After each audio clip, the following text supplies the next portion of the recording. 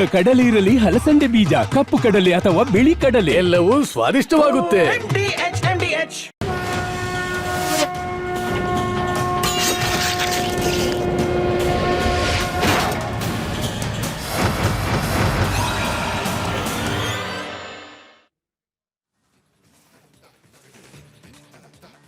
ಇನ್ನು ಇವತ್ತಿನ ಮಹಾಭಾರತ ವಿಶೇಷ ಡಿಬೇಟ್ ಚರ್ಚೆಯಲ್ಲಿ ಒಳ ಮೀಸಲಾತಿ ಸಂಘರ್ಷಕ್ಕೆ ಕ್ಯಾಬಿನೆಟ್ನಲ್ಲಿ ಉತ್ತರ ಸಿಗುತ್ತಾ ಅನ್ನುವಂಥದ್ದು ದಶಕಗಳಿಂದ ಇದು ಪ್ರಶ್ನೆಯಾಗಿ ಉಳಿದಿದೆ.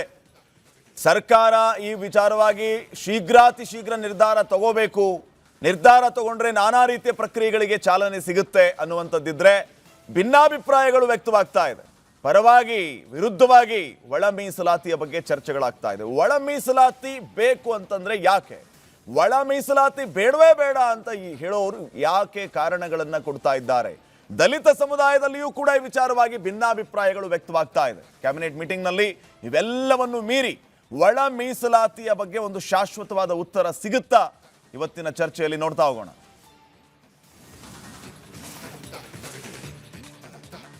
ನೋಡಿ ವೀಕ್ಷಕರೇ, ಒಳ ಮೀಸಲಾತಿಯ ವಿಚಾರ ದಶಕಗಳಿಂದ ಚರ್ಚೆಯಲ್ಲಿ ಇರುವಂತಹದ್ದು.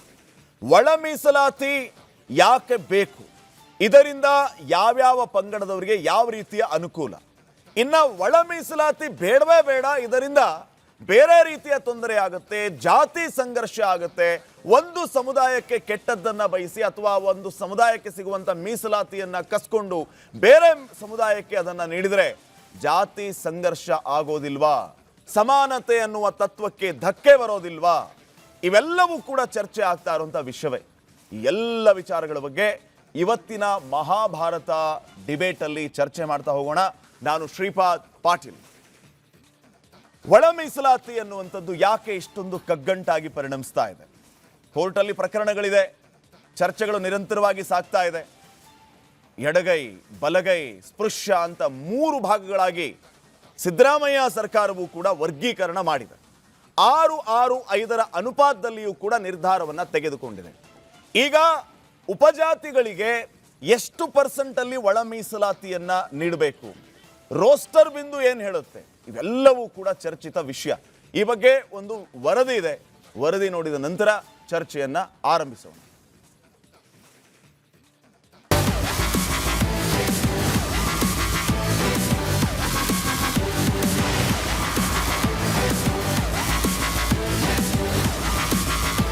ಕಾಂಗ್ರೆಸ್ ಪಾಲಿಗೆ ಕಗ್ಗಂಟಾಗೆ ಮುಂದುವರೆದಿರೋ ಒಳ ಮೀಸಲಾತಿ ವಿಚಾರಕ್ಕೆ ತಾತ್ಕಾಲಿಕವಾಗಿಯಾದರೂ ಪರಿಹಾರ ಕಂಡುಕೊಳ್ಳೋ ನಿಟ್ಟಿನಲ್ಲಿ ಸರ್ಕಾರ ಇದೇ ಏಪ್ರಿಲ್ 24ಕ್ಕೆ ವಿಶೇಷ ಸಂಪುಟ ಸಭೆ ಮಾಡೋಕೆ ಹೊರಟಿದೆ. ಸುಪ್ರೀಂ ಕೋರ್ಟ್ ರಾಜ್ಯ ಸರ್ಕಾರಗಳಿಗೆ SC/ST ಮೀಸಲಾತಿಯಲ್ಲಿ ಒಳವರ್ಗೀಕರಣ ಮಾಡೋಕೆ ಅವಕಾಶ ಏನೋ ನೀಡಿದೆ. ಆದ್ರೆ ಇದೇ ವಿವಾದ.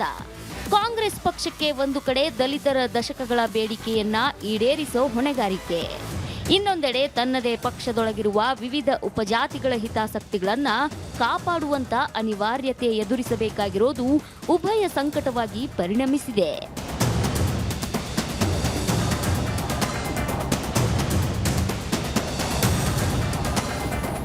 ಮುಖ್ಯಮಂತ್ರಿ ಸಿದ್ದರಾಮಯ್ಯ ಸಚಿವ ಸಂಪುಟದಲ್ಲೇ ಒಳ ಮೀಸಲಾತಿ ಕುರಿತು ಒಮ್ಮತವಿಲ್ಲ. ಸಚಿವರಾದ ಡಾಕ್ಟರ್ ಜಿ ಪರಮೇಶ್ವರ್, ಪ್ರಿಯಾಂಕ್ ಖರ್ಗೆ ಸೇರಿದಂತೆ ಬಲಗೈ ಸಮುದಾಯದ ಸಚಿವರು ಬಹಳ ಎಚ್ಚರಿಕೆಯ ಹೆಜ್ಜೆ ಇಡ್ತಾ ಇದ್ರೆ, ಸಚಿವರಾದ KH ಮುನಿಯಪ್ಪ, ತಿಮ್ಮಾಪುರ್ ಅವರಂತ ನಾಯಕರು ಒಳ ಮೀಸಲಾತಿ ಪರವಾಗಿ ಧ್ವನಿ ಎತ್ತುತ್ತಿದ್ದಾರೆ. ಈ ಆಂತರಿಕ ಸಂಘರ್ಷ 24ರ ಸಂಪುಟದಲ್ಲಿ ಪ್ರತಿಧ್ವನಿಸುವ ಸಾಧ್ಯತೆ ದಟ್ಟವಾಗಿದೆ.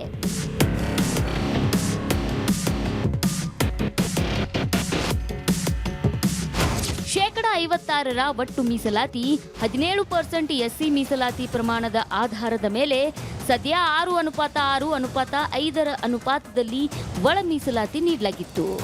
ಆದರೆ ಸುಪ್ರೀಂ ಕೋರ್ಟ್ ಮೀಸಲಾತಿ ಪ್ರಮಾಣ 50% ಒಳಗಿಡುವಂತೆ ಸೂಚಿಸಿದ ಬೆನ್ನಲ್ಲೇ ಗೊಂದಲ ಹೆಚ್ಚಾಗಿದೆ. ABC ಒಳ ಮೀಸಲಾತಿ ವರ್ಗೀಕರಣಕ್ಕೆ ಎಷ್ಟು ಪ್ರಮಾಣದಲ್ಲಿ ಮೀಸಲಾತಿ ನೀಡಬೇಕು ಅನ್ನೋದು ಸಂಪುಟದಲ್ಲಿ ಚರ್ಚೆಗೆ ಒಳಪಡಲಿದೆ. ಆದರೆ ಇಡೀ ಮೀಸಲಾತಿ ವಿಚಾರವೇ ನ್ಯಾಯಾಲಯದಲ್ಲಿ ಇರೋದ್ರಿಂದ ಈಗಿನ ಕ್ಯಾಬಿನೆಟ್ ನಿರ್ಧಾರಕ್ಕೆ ಮಾನ್ಯತೆಯಾದ್ರೂ ಏನು ಅನ್ನೋದೇ ಪ್ರಶ್ನೆ.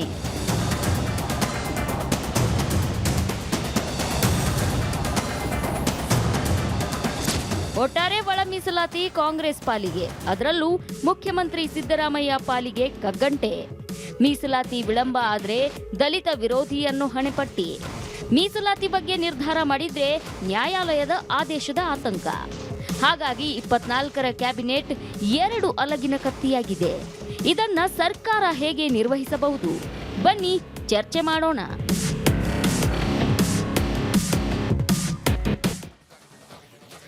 ವೀಕ್ಷಕರೇ, ರಿಪಬ್ಲಿಕ್ ಕನ್ನಡ ಧ್ಯೇಯವಾಕ್ಯ ನಿಮ್ಮ ಧ್ವನಿ. ಜನರ ಅಭಿಪ್ರಾಯಕ್ಕೆ ಒಂದು ಮುಕ್ತವಾದಂತಹ ಅವಕಾಶವನ್ನ ಕಲ್ಪಿಸಿಕೊಡೋದಕ್ಕೆ ರಿಪಬ್ಲಿಕ್ ಕನ್ನಡ ನಿರ್ಧಾರ ಮಾಡಿದೆ. ಅದರಂತೆ ನೀವು ಕೂಡ ನಿಮ್ಮ ಅಭಿಪ್ರಾಯವನ್ನ ಪ್ರತಿನಿತ್ಯವೂ ಕೂಡ ನಮಗೆ ತಿಳಿಸಬಹುದಾಗಿದೆ. ಕಾಂಗ್ರೆಸ್ ಸರ್ಕಾರಕ್ಕೆ ಈ ಒಳ ಮೀಸಲಾತಿ ವಿಚಾರ ನುಂಗಲಾರದ ತುತ್ತಾಯ್ತಾ ಅನ್ನುವಂಥ ಪ್ರಶ್ನೆ. ಈ ಬಗ್ಗೆ ಅಭಿಪ್ರಾಯವನ್ನ ನಮ್ಮ ದೂರವಾಣಿ ನಂಬರ್ಗೆ ಕರೆ ಮಾಡಿ ತಿಳಿಸಬಹುದು. ನಮ್ಮ ವಾಟ್ಸಪ್ ನಂಬರ್ಗೆ 2 ಲೈನ್ಗಳಲ್ಲಿ ಮೆಸೇಜ್ ಮಾಡಿ ನಿಮ್ಮ ಅಭಿಪ್ರಾಯವನ್ನು ತಿಳಿಸ್ಬೋದು. ಸ್ಕ್ರೀನ್ ಮೇಲೆ ನಂಬರ್ ಹೋಗ್ತಾ ಇದೆ, ನಂಬರನ್ನು ನೋಟ್ ಮಾಡಿಕೊಂಡು ಮೆಸೇಜ್ ಮಾಡಿ, ಕಾಲ್ ಮಾಡಿ. ಅಷ್ಟೇ ಅಲ್ಲ, ಎಕ್ಸ್ ಖಾತೆಯಲ್ಲೂ ಕೂಡ ನಿಮ್ಮ ಅಭಿಪ್ರಾಯವನ್ನು ಹಂಚ್ಕೋಬಹುದಾಗಿದೆ. ಇವತ್ತಿನ ವಿಷಯ, ಸರ್ಕಾರಕ್ಕೆ ಕಗ್ಗಂಟಾಗ್ತಾ ಇದೆಯಾ ಈ ಒಳ ಮೀಸಲಾತಿ ವಿಚಾರ, ಎಡಬಲ ಸಂಘರ್ಷ. ಕ್ಯಾಬಿನೆಟ್ನಲ್ಲಿ ಇದೆಲ್ಲದಕ್ಕೂ ಕೂಡ ಉತ್ತರ ಸಿಗುತ್ತಾ? ತಡ ಮಾಡದೆ ನಿಮ್ಮ ಅಭಿಪ್ರಾಯವನ್ನು ಹಂಚ್ಕೊಳ್ಳಿ. ನಾನು ಈ ವಿಶೇಷ ಚರ್ಚಾ ಕಾರ್ಯಕ್ರಮಕ್ಕೆ ವಿಶೇಷ ಅತಿಥಿಗಳನ್ನು ಕೂಡ ಈಗ ವೆಲ್ಕಮ್ ಮಾಡ್ಕೊಳ್ತಾ ಇದ್ದೀನಿ. ಅಹಿಂದ ನಾಯಕರಾಗಿರುವಂತಹ ಲೋಹಿತ್ ಅವರು ಕಾರ್ಯಕ್ರಮಕ್ಕೆ ಆಗಮಿಸಿದ್ದಾರೆ, ಅವ್ರನ್ನ ಕಾರ್ಯಕ್ರಮಕ್ಕೆ ಸ್ವಾಗತಿಸ್ತಾ ಇದ್ದೀನಿ. ಹಾಗೆಯೇ ಸಾಮಾಜಿಕ ಚಿಂತಕರಾಗಿರುವಂಥ ಶಶಿಕಾಂತ್ ಯಡಹಳ್ಳಿ ಅವರಿದ್ದಾರೆ, ಅವ್ರನ್ನೂ ಕೂಡ ಕಾರ್ಯಕ್ರಮಕ್ಕೆ ಸ್ವಾಗತಿಸ್ತಾ ಇದ್ದೀನಿ. ಕಾರ್ಯಕ್ರಮಕ್ಕೆ ಸ್ವಾಗತ ಸರ್. ಹಾಗೆಯೇ BPS ರಾಜ್ಯಾಧ್ಯಕ್ಷರು ಹರಿರಾಮ್ ಅವರಿದ್ದಾರೆ, ಅವ್ರನ್ನೂ ಕೂಡ ಕಾರ್ಯಕ್ರಮಕ್ಕೆ ಸ್ವಾಗತಿಸ್ತಾ ಇದ್ದೀನಿ ಸರ್. ಕಾರ್ಯಕ್ರಮಕ್ಕೆ ಸ್ವಾಗತ. ಅನಿಲ್ ಕುಮಾರ್ ಬೆಲ್ದಾರ್ ಅವರಿದ್ದಾರೆ, ದಲಿತ ಹೋರಾಟಗಾರರು, ಅವ್ರನ್ನೂ ಕೂಡ ನಾನು ಕಾರ್ಯಕ್ರಮಕ್ಕೆ ಸ್ವಾಗತಿಸ್ತಾ ಇದ್ದೀನಿ. ಬೀದರ್ನಿಂದ ಜಾಯ್ನ್ ಆಗಿದ್ದಾರೆ. ಅನಿಲ್ ಕುಮಾರ್ ಬೆಲ್ದಾರ್ ಅವರ ಕಾರ್ಯಕ್ರಮಕ್ಕೆ ಸ್ವಾಗತ.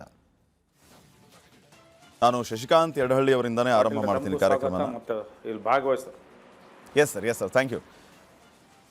ಶಶಿಕಾಂತ್ ಅವರಿಗೆ ಗಮನಿಸ್ತಾ ಇದ್ದೀರಿ, ಒಳ ಮೀಸಲಾತಿ ವಿಚಾರ ಇದು ಡಿಕೇಡ್ಸ್ ಇಂದ ಚರ್ಚೆಯಲ್ಲೇ ಇರುವಂಥದ್ದು. ಬೇಗ ಇದರ ಬಗ್ಗೆ ಕ್ರಮ ತಗೋಬೇಕು, ಅಂದರೆ ಎಲ್ಲ ರೀತಿಯ ಪ್ರಕ್ರಿಯೆಗಳಿಗೆ ಒಂದು ಚಾಲನೆ ಸಿಕ್ಕಂತಾಗುತ್ತೆ. ಯಾಕೆ ಇಷ್ಟೊಂದು ಕಗ್ಗಂಟಾಗ್ತಾ ಇದೆ ಅನ್ನೋಂಥ ಪ್ರಶ್ನೆ ಇದೆ.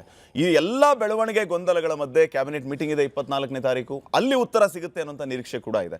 ನೀವೇನೇ ನಿರೀಕ್ಷೆ ಮಾಡ್ತಾ ಇದ್ದೀರಿ ಒಳ ಮೀಸಲಾತಿ ವಿಚಾರವಾಗಿ? ಅಲ್ಲ, ಒಳ ಮೀಸಲಾತಿ ಬೇಕು ಅನ್ನೋದು ಪ್ರತಿಯೊಬ್ಬ ಆಕಾಂಕ್ಷೆ ಆಗಿದೆ ನನ್ನ ಪ್ರಕಾರ. ಯಾಕಂತಂದ್ರೆ ಮೀಸಲಾತಿ ಇದ್ದ ಮೇಲೆ ಅಲ್ಲಿರ್ತಕ್ಕಂಥ ಒಂದೇ ಪಂಗಡದ ಪ್ರಭಾವಶಾಲಿ ಆಗಿರ್ತಕ್ಕಂಥವ್ರು ಮಾತ್ರ ಹೆಚ್ಚು ಅದರ ಪ್ರಯೋಜನಗಳನ್ನ ಯಾಕೆ ಪಡಿಬೇಕು? ಅಲ್ಲಿರ್ತಕ್ಕಂಥ ನಿಮ್ನ ವರ್ಗದವರಿದ್ದಾರೆ, ಈಗಾಗಲೇ ಯಾವ ಸವಲತ್ತುಗಳನ್ನು ಪಡೆದೇ ಇರತಕ್ಕಂಥ ಹಲವಾರು ಜಾತಿಗಳಿದ್ದಾವೆ, ಅವುಗಳಿಗೂ ಸಹಿತ ಸವಲತ್ತುಗಳು ಬೇಕು ಅನ್ನುವುದು ಒಳ ಮೀಸಲಾತಿಯ ಉದ್ದೇಶ ಆಗಿದೆ.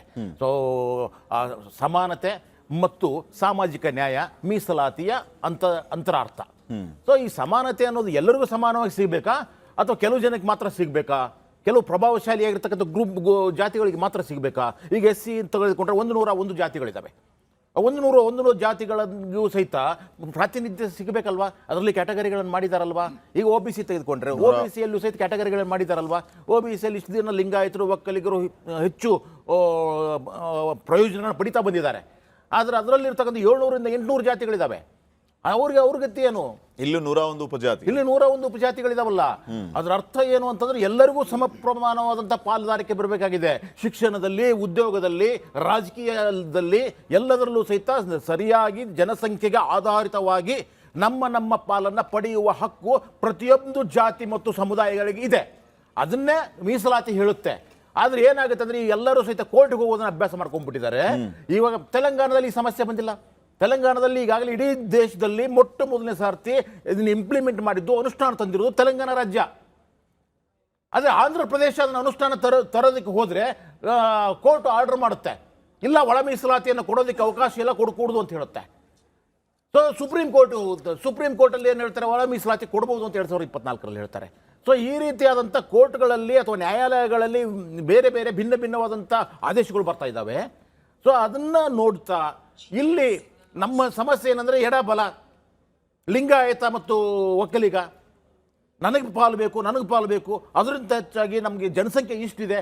ಅದು ಗೊಂದಲ ಇರೋದೇ ಮೊದಲು ಏನು ಜಾತಿಗಣತಿಯಲ್ಲಿ ನೋಡಿ ಮ್ಯಾನಿಪುಲೇಟ್ ಮಾಡಿಬಿಟ್ಟಿದ್ದಾರೆ. ನಮ್ಮ ಜಾತಿ ಅದು ಇಷ್ಟೇ ತೋರಿಸಿದ್ದಾರೆ. ಇವ್ರು ಎಲ್ಲ ಜಾತಿ ಅವ್ರು ಲೆಕ್ಕ ಹಾಕ್ತಾ ಹೋಗ್ಬಿಟ್ರೆ ಈಗ ಇರ್ತಕ್ಕಂಥ ಜನಸಂಖ್ಯೆ 7 ಕೋಟಿ ಇದೆಯಲ್ಲ, ಅದು 7 ಕೋಟಿ ಹೋಗ್ಬಿಟ್ಟು 20 ಕೋಟಿ ಆಗ್ಬಿಡುತ್ತೆ. ಫೈನ್ ಸರ್ ಮಾತಾಡ್ತೀನಿ. ಆಗೋಗ್ಬಿಡುತ್ತೆ. ಓಕೆ ಲೋಹಿತ್ ಅವ್ರು, ಈಗ ಪರ ವಿರೋಧದ ಚರ್ಚೆಗಳ ಮಧ್ಯೆ ಒಳ ಮೀಸಲಾತಿ ಬೇಕು ಅನ್ನೋರು ಹಲವರು, ಬೇಡ ಅನ್ನೋರು ಇನ್ನೂ ಹಲವರು. ಇದರ ಮಧ್ಯೆ ಇನ್ನೊಂದು ವಾದ ಏನಂತಂದ್ರೆ, ಈ ಒಳ ಮೀಸಲಾತಿ ಜಾರಿಗೆ ಬಂದ್ರೆ ಸಮಾನತೆಗೆ ಧಕ್ಕೆ ಬರುತ್ತೆ ಅನ್ನೋಂಥ ಚರ್ಚೆಯೂ ಕೂಡ ಇದೆ. ನಿಮ್ಮ ನಿಲುವೇನು, ನಿಮ್ಮ ಫಸ್ಟ್ ರಿಯಾಕ್ಷನ್? ಇಲ್ಲ, ನಿಮ್ಮ ಇದರಲ್ಲಿ ಬೈ ಅಂಡ್ ಲಾರ್ಜ್ ಇವತ್ತು ಒಳ ಮೀಸಲಾತಿ ಬೇಕು ಬೇಡ ಚರ್ಚೆ ಮುಗಿದೋಗಿದೆ. ಎಲ್ಲರೂ ಸಹಿತ ಎಲ್ಲ ನಮ್ಮ ಸಾಮಾಜಿಕ ನ್ಯಾಯದ ಹೋರಾಟಗಾರರು ಮತ್ತು ನಮ್ಮ ಸ್ನೇಹಿತರ ಹತ್ರ ಎಲ್ಲರ ಹತ್ರ ಮಾತಾಡಿದೆ, ಲೆಫ್ಟ್ ರೈಟು ಎಲ್ಲರ ಹತ್ರ ಮಾತಾಡಿದೆ. ಯಾರಿಗೂ ಸಹಿತ ಒಳ ಮೀಸಲಾತಿಯ ವಿರೋಧಿಗಳು ಯಾರು ಇಲ್ಲ. ಒಳ ಮೀಸಲಾತಿ ಬೈ ಅಂಡ್ ಲಾರ್ಜ್ ಅದೊಂದು ಕಳೆದ 2-3 ವರ್ಷಗಳ ಭೀಕರ ಅಂದ್ರೆ ಚರ್ಚೆಗಳ ಮೂಲಕ ಒಳ ಮೀಸಲಾತಿಗೆ ಎಲ್ಲರೂ ಸಹಿತ ಸಮ್ಮತಿಯನ್ನು ಹೊಂದಿದ್ದಾರೆ. ಅಂದ್ರೆ ಈಗ ಅದೊಂದು ಪಾರ್ಟಿ ಎಷ್ಟು ಬೇಕು ಅನ್ನೋ ಬಗ್ಗೆ ಚರ್ಚೆ, ಎಷ್ಟು ಬೇಕು ಅಂತಾನೂ ಅಲ್ಲ, ಎಷ್ಟು ಬೇಕು ಮೀಸಲಾತಿ ವಿರೋಧಿಗಳದ್ದು ನೋವುಗಳು ಬೇರೆ. ಅವರು ಮೀಸಲಾತಿಗಳ ವಿರೋಧಿಗಳ ಬಗ್ಗೆ ಹೇಳೋದಕ್ಕೆ ನಾವು ಡಿಬೇಟ್ ಆಗ್ತೀನಿ. ಆದ್ರೂ ಮೀಸಲಾತಿ ವಿರೋಧಿಗಳು ಹೇಗೆ ಅಂತ ಅಂದ್ರೆ, ಇಂಥ ಒಂದು ಜೇನಿನ ಗೂಡಿಗೆ ಕಲ್ಲೊಡೆದು ದೂರದಿಂದ ಅವ್ರು ತಮಾಷೆ ನೋಡ್ತಾರೆ. ನಮ್ಮ ಸಮುದಾಯಗಳು, ನಾನು ಈ ವೇದಿಕೆ ಮೂಲಕ ಹೇಳೋದೇನಂತ ಅಂದ್ರೆ, ನಮ್ಮ ಸಮುದಾಯಗಳು, ಸೋಷಿಯಲ್ ಸಮುದಾಯಗಳು, SC ಇರಲಿ, ST ಇರಲಿ, OBCಗಳಿರಲಿ, ನಾವು ಇಂಥ ಒಂದು ಚರ್ಚೆಯನ್ನು ತುಂಬಾ ಪ್ರಜ್ಞಾಪೂರ್ವಕವಾಗಿ ಮಾಡಬೇಕು. ತುಂಬ ಸೂಕ್ಷ್ಮ ವಿಷಯಗಳನ್ನ ನಮ್ಮಲ್ಲೇ ನಾವು ಪ್ರಾಬ್ಲಮ್ಗಳನ್ನ ಸಾಲ್ವ್ ಮಾಡ್ಕೋಬೇಕು. ಇದನ್ನ ನಾವು ಬೀದಿ ರಂಪಾಟ ಮಾಡಬಾರ್ದು. ಮತ್ತು ಇನ್ ಕೇಸ್ ಅದು ಬೀದಿ ರಂಪಾಟನೂ ಸಹಿತ ತುಂಬ ಡಿಗ್ನಿಫೈ ಆಗಿ ಮಾಡೋಣ. ನಮಗೇನು ಬೇಕು, ನಿಮಗೇನು ಬೇಕು ಅದನ್ನು ಕೇಳಿ ಕೊಡುಕೊಳ್ಳುವಿಕೆನ ಚೆನ್ನಾಗಿ ಮಾಡೋಣ. ಒಂದು ಮತ್ತು ನೀವೇನೋ ಬೇರೆ ಕೇಳಿದ್ರಿ, ನಾನು ಡಿಬೇಟ್ ಸಮಾನತೆಗೆ ಧಕ್ಕೆ ತರುವಂತ, ಸಮಾನತೆಗೆ ಧಕ್ಕೆ ಅಲ್ಲ. ಈ ನೋಡಿ, ಈ ಒಳ ಮೀಸಲಾತಿ ಬಗ್ಗೆ ಯಾರ್ದ ತಕರಾರುಗಳು ಇಲ್ಲ. ಮತ್ತೆ ಕೆಲವು ಮಾಧ್ಯಮಗಳು ಇದನ್ನೇ ಒಂದು ದೊಡ್ಡ ಯುದ್ಧ, ಇದೊಂದು ವರ್ಲ್ಡ್ ಯುದ್ಧ ಆಗಿ ಮಾರ್ಪಾಡು ಮಾಡಿದ್ರು. ಅಲ್ಲ. ಇಂಥ ಒಂದು ಪ್ರಜಾಪ್ರಭುತ್ವವಾದಂಥ ದೇಶದಲ್ಲಿ ಇಂಥದ್ದೊಂದು ಚರ್ಚೆಗೆ ಅವಕಾಶ ಇರಬೇಕು, ಚರ್ಚೆ ಮಾಡಬೇಕು. ನೋಡಿ, ಈ ಚರ್ಚೆ ಮಾಡಿರೋ ಕಾರಣಕ್ಕೋಸ್ಕರ ಬೈ ನಾವು ಸುಮಾರು 90-95% ಆಲ್ರೆಡಿ ಈ ಪ್ರಾಬ್ಲಮ್ ಸಾಲ್ವ್ ಆಗಿದೆ. Only we are in a fag and we will get ಅದಕ್ಕೆ ಪೂರಕವಾದಂಥ, ಎಲ್ಲರಿಗೂ ಸರಿಯಾದಂಥ ನಿರ್ಧಾರ ಬರುತ್ತೆ. We are confident of it. Yes, ಮಾತಾಡ್ತೀನಿ. ಇನ್ನೂ ಸಾಕಷ್ಟು ವಿಚಾರಗಳ ಬಗ್ಗೆ ಮಾತಾಡಲಿಕ್ಕಿದೆ ಲೋಹಿತ್ ಅವರೇ. ನಮ್ಮ ಜೊತೆಗೆ ಇನ್ನೊಬ್ಬ ಅತಿಥಿ ಜಾಯ್ನ್ ಆಗಿದ್ದಾರೆ, ದಲಿತ ಮುಖಂಡರು ಭಾಸ್ಕರ್ ಪ್ರಸಾದ್ ಅವರೇ, ನಮಸ್ಕಾರ. ನಮಸ್ಕಾರ ಸರ್. ಬರ್ತೀನಿ ಭಾಸ್ಕರ್ ಅವರು, ಬರ್ತೀನಿ. ನಾನೀಗ ಹರಿರಾಮ್ ಅವ್ರನ್ನ ಮಾತಾಡ್ತೀನಿ. ಹರಿರಾಮ್ ಅವರೇ, ಈಗ ಯಾವುದೇ ರೀತಿಯ ಭಿನ್ನಾಭಿಪ್ರಾಯ ಇಲ್ಲ, ಏನು ವ್ಯತ್ಯಾಸ ಇಲ್ಲ, ಎಲ್ಲರೂ ಒಳ ಮೀಸಲಾತಿಯ ಪರವಾಗಿಯೇ ಇದ್ದಾರೆ ಅನ್ನುವಂತಹ ನಿಲುವಿತ್ತು ಅಂತಂದ್ರೆ ಯಾಕೆ ಇಷ್ಟೊಂದು ಕಗ್ಗಂಟಾಯಿತು? ಸರ್ಕಾರವೂ ಕೂಡ ಯಾಕೆ ಇದನ್ನು ವಿಳಂಬ ಮಾಡ್ತು? ಬೇಗ ನಿರ್ಧಾರ ತಗೋಬಹುದಿತ್ತಲ್ಲ ಅನ್ನೋಂಥ ಪ್ರಶ್ನೆಯೂ ಕೂಡ ಇದೆ. ಇದಕ್ಕೇನು ಉತ್ತರ ಕೊಡ್ತೀರಿ ತಾವು? ನಿಮ್ಮ ಫಸ್ಟ್ ರಿಯಾಕ್ಷನ್? ಖಂಡಿತವಾಗ್ಲೂ ಕೂಡ ಈಗ ನಮ್ಮ ಇಬ್ಬರು ಸ್ನೇಹಿತರು ಹೇಳಿದಾಗೆ ಇದೇನಾಗಿದ್ದಾರೆ, ಬೈ ಅಂಡ್ ಲಾರ್ಜ್ ನಿಜವಾಗ್ಲೂ ಕೂಡ ಯಾರ್ಯಾರು ಅಂಬೇಡ್ಕರ್ ವಾದಿಗಳಿದ್ದಾರೆ, ಯಾರು ಸಂವಿಧಾನವಾದಿಗಳಿದ್ದಾರೆ, ಸಂವಿಧಾನದ ಮೇಲೆ ಗೌರವ ಇರ್ತಕ್ಕಂಥ ವ್ಯಕ್ತಿಗಳಿದ್ದಾರೆ, ಮತ್ತು ಯಾರು ಸರ್ವರಿಗೂ ಸಮಪಾಳು ಸರ್ವರಿಗೂ ಸಮಬಾಳು ಅನ್ನುವಂಥ ತತ್ವದ ಮೇಲೆ, ಸಂವಿಧಾನದ ಮೂಲದ ಆಶಯದ ಮೇಲೆ ಯಾರಿಗೆ ನಂಬಿಕೆ ಇದೆ, ಮತ್ತು ಬಾಬಾ ಸಾಹೇಬರ ಅನುಯಾಯಿಗಳು. ಯಾಕಂದರೆ ಇಲ್ಲಿ 2 ಥರ ಇದೆ. ಒಂದು ಅಂಬೇಡ್ಕರ್ ಭಕ್ತರು ಒಂದಿಷ್ಟು ಜನ ಇದ್ದಾರೆ, ಬಾಬಾ ಸಾಹೇಬರ ಅನುಯಾಯಿಗಳು ಒಂದಿಷ್ಟು ಜನ ಇದ್ದಾರೆ. ಭಕ್ತರಿಗೆ ಏನಾಗುತ್ತಂದರೆ, ಭಕ್ತರು ಬಾಬಾ ಸಾಹೇಬರು ನೋಡೋ ರೀತಿ ಬೇರೆ, ಅನುಯಾಯಿಗಳು ಅವರ ಸಿದ್ಧಾಂತ, ಅವರ ನಂಬಿಕೆಗಳ ಮೇಲೆ ನೋಡ್ತಾರೆ ಅನುಯಾಯಿಗಳು. ಆದರೆ ಭಕ್ತರು ಅದನ್ನು ನೋಡೋ ರೀತಿ ಬೇರೆ ಇರ್ತದೆ. ಹಾಗಾಗಿ ಏನಾಗಿದೆ ಅಂದರೆ, ಇಲ್ಲಿ 1-2% ಇರ್ತಕ್ಕಂಥ ಡಿಸೆಂಟ್. ಅಂದರೆ ಈಗ ಪ್ರಾರಂಭದಲ್ಲಿ ಒಳ ಮೀಸಲಾತಿ ವಿರುದ್ಧವಾಗಿ ಯಾರೂ ಇರಲಿಲ್ಲ ಒಳ ಮೀಸಲಾತಿ ವಿರುದ್ಧವಾಗಿ. ನನಗನ್ಸ್ತಕ್ಕಂಥದ್ದು ಸರ್ಕಾರ ಮಾಡಿದಂಥ ಎಡವಟ್ಟು, ಸರ್ಕಾರ ಮಾಡಿದಂಥ ವಿಳಂಬ ಧೋರಣೆ, ಡಿಲೇ ಮಾಡ್ತಾಳೆ. ಯಾಕಂದ್ರೆ ಹೇಳ್ತಾರಲ್ಲ, ನೀವು ಎಷ್ಟು ಎಳ್ಕೊತಾ ಹೋಗ್ತಿರೋ ಅಷ್ಟು ಕಗ್ಗಂಟಾಗಿ ಪರಿಣಮಿಸ್ತಾ ಹೋಗ್ತದೆ. ಇವ್ರು ಎಷ್ಟು ಡಿಲೇ ಮಾಡ್ತಾ ಹೋದ್ರೋ ಏನಾಯ್ತು ಅಂದರೆ, ಇಲ್ಲಿ ಸಮುದಾಯಗಳ ನಡುವೆ ಅವಾಗಲೇ ಹೇಳಿದಾಗೆ ರೈಟು, ಲೆಫ್ಟು, ಟಚಬಲ್ಸು, ಅನ್ಟಚಬಲ್ಸು ಅನ್ನೋ ರೀತಿಯಲ್ಲಿ ಬೇರೆ ಬೇರೆ ಗುಂಪುಗಳಾಗಿ ಬೇರೆ ಬೇರೆ ವ್ಯತ್ಯಾಸಗಳು ಶುರುವಾದವಿಲ್ವಿ. ಅದರ ನಂತರ ಮತ್ತೆ ಬಹಳ ಟೈಮ್ ತಗೊಂಡು ಎನ್ಸಿ ಇದು ಒಳ ಮೀಸಲಾತಿ ಅನ್ನೋದು ಇದು ಸುಮಾರು 30-35 ವರ್ಷಗಳ ಹೋರಾಟದ ಒಂದು ಕಿಚ್ಚಿದು. ಮತ್ತೆ ಇಲ್ಲಿವರೆಗೂ ಕೂಡ ಏನು ಸಮಸ್ಯೆ ಇತ್ತು ಅಂದರೆ, ಅದು ಕೋರ್ಟಲ್ಲಿ ಒಳ ಮೀಸಲಾತಿ ಕೊಡಬೇಕಾ ಕೊಡಬಾರ್ದ ಅಂತ ಇನ್ನೂ ಇತ್ಯರ್ಥ ಆಗಿಲ್ಲ. ಯಾಕಂದರೆ ಕೆಲವು ಜಡ್ಜ್ಮೆಂಟ್ಗಳು ಶೆಡ್ಯೂಲ್ ಕಾಸ್ಟ್ ಒಂದು ಗುಂಪದು, ಒಂದು ಹೊಮೋಜಿನಿಯಸ್ ಗುಂಪು ಅಂತ ಹೇಳ್ತದೆ. ಹಾಗಾಗಿ ಅದನ್ನು ನೀವು ಪ್ರತ್ಯೇಕವಾಗಿ ಮಾಡ್ಲಿಕ್ಕಾಗಲ್ಲ ಅಂತ ಹೇಳ್ತಾರೆ. ಹಾಗಾಗಿ ಸುಪ್ರೀಂ ಕೋರ್ಟಲ್ಲಿ ಪೆಂಡಿಂಗ್ ಇದೆ ಅಂತ ಹೇಳಿದ್ರು. ತದನಂತರ ಕಳೆದ ವರ್ಷ ಸುಪ್ರೀಂ ಕೋರ್ಟ್ ಅದನ್ನು ಜಡ್ಜ್ಮೆಂಟ್ ಕೊಟ್ಬಿಡ್ತು. ಏನಂತ, ಒಳ ಮೀಸಲಾತಿ ಕೊಡಬಹುದು, schedule caste is not A homogeneous group, it is A heterogeneous group, ಇದು ಅದು ರಾಜ್ಯ ಸರ್ಕಾರಕ್ಕೆ ಇರ್ತಕ್ಕಂಥ ಅಧಿಕಾರ ಅಂತ ಕೊಟ್ಬಿಟ್ರು. ಆಮೇಲೆ ಅದಕ್ಕೆ ಮೊದಲು ಸದಾಶಿವ ಒಂದು ಆಯೋಗವನ್ನು ರಚನೆ ಮಾಡಿ ಒಂದಿಷ್ಟು ವರದಿಯನ್ನು ತಗೊಂಡಿದ್ರು. ಅದರ ನಂತರ ಆಮೇಲೆ BJP ಸರ್ಕಾರ ಬಂದಾಗ ಮಾಧುಸ್ವಾಮಿ ಅವರ ಒಂದು ರಿಪೋರ್ಟ್ ಮಾಡಿ ಅವರೊಂದು ವರದಿಯನ್ನು ಕೊಟ್ಟರು. ಅದರ ನಂತರ ಮತ್ತೆ ಇವರು ಎಲ್ಲವೂ ಯಾವುದೂ ಸರಿ ಇಲ್ಲ ಅಂತೇಳಿ ಯಾರು ಮತ ಕೇಳ್ಕೊಂಡು ಮತ್ತೆ ನಾಗಮೋಹನ್ ದಾಸ್ ವರದಿಯನ್ನು ಕೊಟ್ಟರು. ಅವರು ಕೂಡ ವರದಿ ಕೊಟ್ಟರು, ಎಲ್ಲವನ್ನ ಪರಿಶೀಲನೆ ಮಾಡಿ.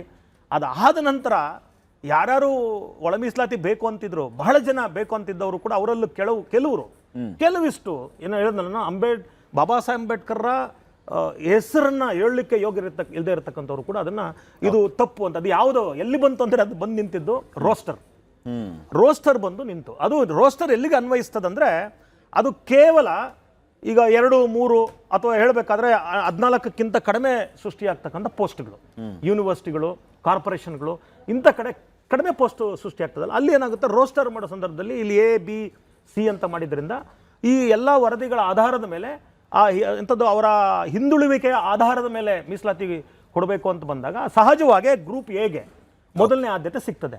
ಹಾಗಾಗಿ ಎರಡನೇ ಮತ್ತು ಮೂರನೇ ಗುಂಪಿಗೆ ಆದ್ಯತೆ ಲೇಟಾಗಿ ಸಿಗ್ತದೆ ಅವ್ರಿಗೆ ಅನ್ನೋದನ್ನ ಬಹಳ ವರ್ಷ ಆದರೂ ಸಿಗೋದೇ ಇಲ್ಲ ಅನ್ನುವಂಥ ಕೆಲವು ಅಪಪ್ರಚಾರಗಳು ನಡೆದ ನಂತರ ಈ ಒಂದು ರೋಸ್ಟರನ್ನು ಇಟ್ಕೊಂಡು ರೋಸ್ಟರ್ನ ಸರಿಪಡಿಸಬೇಕು ಅಂತ ಹೇಳ್ಕೊಂಡು ಕೊನೆಗೆ ಏನಾಯ್ತು ಅಂದರೆ ಒಳ ಮೀಸಲಾತಿನೇ ಬೇಡ, ಒಳ ಮೀಸಲಾತಿನೇ ಸರಿ ಇಲ್ಲ ಅನ್ನುವಂಥ ಒಂದು ರೀತಿ ಹೇಳ್ಬೇಕಾದ್ರೆ ಸಂವಿಧಾನದ ವಿರೋಧಿ, ಸಮಾನತೆಯ ವಿರೋಧಿ, ಸರ್ವರಿಗೂ ಸಮಪಾಲು ಸರ್ವರಿಗೂ ಸಮಬಾಳು ಅನ್ನುವ ವಿರೋಧದ ಒಂದು ಹೇಳಿಕೆಗಳು, ಘೋಷಣೆಗಳು ಶುರುವಾಯಿತು. ಹಾಗಾಗಿ ನನಗನ್ಸುತ್ತೆ ಇದಕ್ಕೆಲ್ಲದಕ್ಕೂ ಕಾರಣ ಯಾರೂ ಅಲ್ಲ, ಇದಕ್ಕೆ ಕಾರಣ ಸರ್ಕಾರವೇ. ನನಗನ್ಸುತ್ತೆ ಸರ್ಕಾರವೇ ಸ್ಪಾನ್ಸರ್ ಮಾಡ್ತಾ ಇದೆ. ಒಂದು ಜನರನ್ನ ಎತ್ಕಟ್ಟಿ ಇದನ್ನ ಡಿಲೇ ಮಾಡಬೇಕು ಅಂತೇಳಿ ಸರ್ಕಾರವೇ ಸ್ಪಾನ್ಸರ್ ಮಾಡಿ ಇದರ ವಿರುದ್ಧವಾದಂಥ ಒಂದು ಚಳುವಳಿಯನ್ನು ಎತ್ಕಟ್ಟಿದೆ. ಇದ್ರ ಮುಖಾಂತರ ಸಮುದಾಯಗಳ ನಡುವೆ ಒಂದು ಒಡಕನ್ನು ಮೂಡಿಸುವಂತ ಕೆಲಸ ನಮ್ಮ ಸಿದ್ದರಾಮಯ್ಯ ಸರ್ಕಾರ. ಇನ್ನು ಸಾಕಷ್ಟು ವಿಚಾರಗಳ ಬಗ್ಗೆ ಮಾತಾಡಲಿಕ್ಕಿದೆ ಹರಿರಾಮ್ ಅವರೇ. ಈಗ ಅನಿಲ್ ಕುಮಾರ್ ಬೆಲ್ದಾರ್ ಈಗ ಒಳ ಮೀಸಲಾತಿಯ ವಿಚಾರವಾಗಿ ಇಲ್ಲಿ ನಾವೆಲ್ಲರೂ ಕೂಡ ಚರ್ಚೆಯನ್ನ ಮಾಡ್ತಾ ಇದ್ವಿ, ಎಲ್ಲರೂ ಪರವಾಗೇ ಇದ್ದೀವಿ ಅನ್ನೋ ರೀತಿಯಲ್ಲಿ ಇಲ್ಲಿ ಹೇಳ್ತಾ ಇದ್ರು. ಈಗ ಪರ ವಿರೋಧ ಅನ್ನೋದನ್ನ ದಾಟಿ ಹೋಗಿದ್ದೀವಿ ಅನ್ನುವಂಥ ಮಾತುಗಳು ಕೂಡ ಕೇಳಿ ಬಂತು. ಒಳ ಮೀಸಲಾತಿಯ ವಿಚಾರವಾಗಿ ನೀವು ಪರವಾಗಿಯಾ ಅಥವಾ ವಿರೋಧವಾಗಿಯಾ, ಅದನ್ನ ಬೆಂಬಲಿಸ್ತೀರಾ ಅಥವಾ ವಿರೋಧಿಸ್ತೀರಾ? ನಿಮ್ಮ ಮೊದಲ ಪ್ರತಿಕ್ರಿಯೆ. ಇನ್ನೂ ಸಾಕಷ್ಟು ವಿಚಾರಗಳ ಬಗ್ಗೆ ಮಾತಾಡಲಿಕ್ಕಿದೆ ನನಗೆ. ಮೊಟ್ಟಮೊದಲದಾಗಿ ಅಲ್ಲಿ ಎಲ್ಲ ಸ್ನೇಹಿತರಿಗೆ ಜೈ ಭೀಮ್ಗಳು ತಿಳಿಸ್ತೇನೆ, ಎಲ್ಲ ಗೆಳೆಯರಿಗೆ. ನಾನು ಮೊಟ್ಟಮೊದಲನೇದಾಗಿ ಯಾರು ಎಷ್ಟೊತ್ತನ ಮಾತಾಡಿದ ನಮ್ಮ ಗೆಳೆಯರು ಸಂವಿಧಾನ ವಿರೋಧಿಗಳು, ಬಾಬಾ ಸಾಹೇಬ್ ವಿರೋಧಿಗಳು ವಿರೋಧ ಮಾಡ್ತಾ ಇದ್ದಾರೆ ಅಂತ ಹೇಳ್ತಾ ಇದ್ದಾರಲ್ಲ, ಅವ್ರಿಗೆ ನನ್ನ ಪ್ರಶ್ನೆ ಇದೆ. ಕಳೆದ 3 ದಶಕಗಳಿಂದ ಈ ಹೋರಾಟ ನಡೀತಾ ಇತ್ತು. ರಾಜ್ಯದ ಬೀದರಿಂದ ಚಾಮರಾಜನಗರಿಗೆ ಒಂದೇ ಒಂದು ದಲಿತ ಸಂಘಟನೆ ಅದಕ್ಕೆ ವಿರೋಧ ಮಾಡಿಲ್ಲ. ದಲಿತ ಸಂಘಟನೆಗಳಾಗಲಿ ರಾಜಕೀಯ ಮುಖಂಡರುಗಳಾಗಲಿ ಎಂದೂ ನಾವು ವಿರೋಧ ಮಾಡಲಿಲ್ಲ.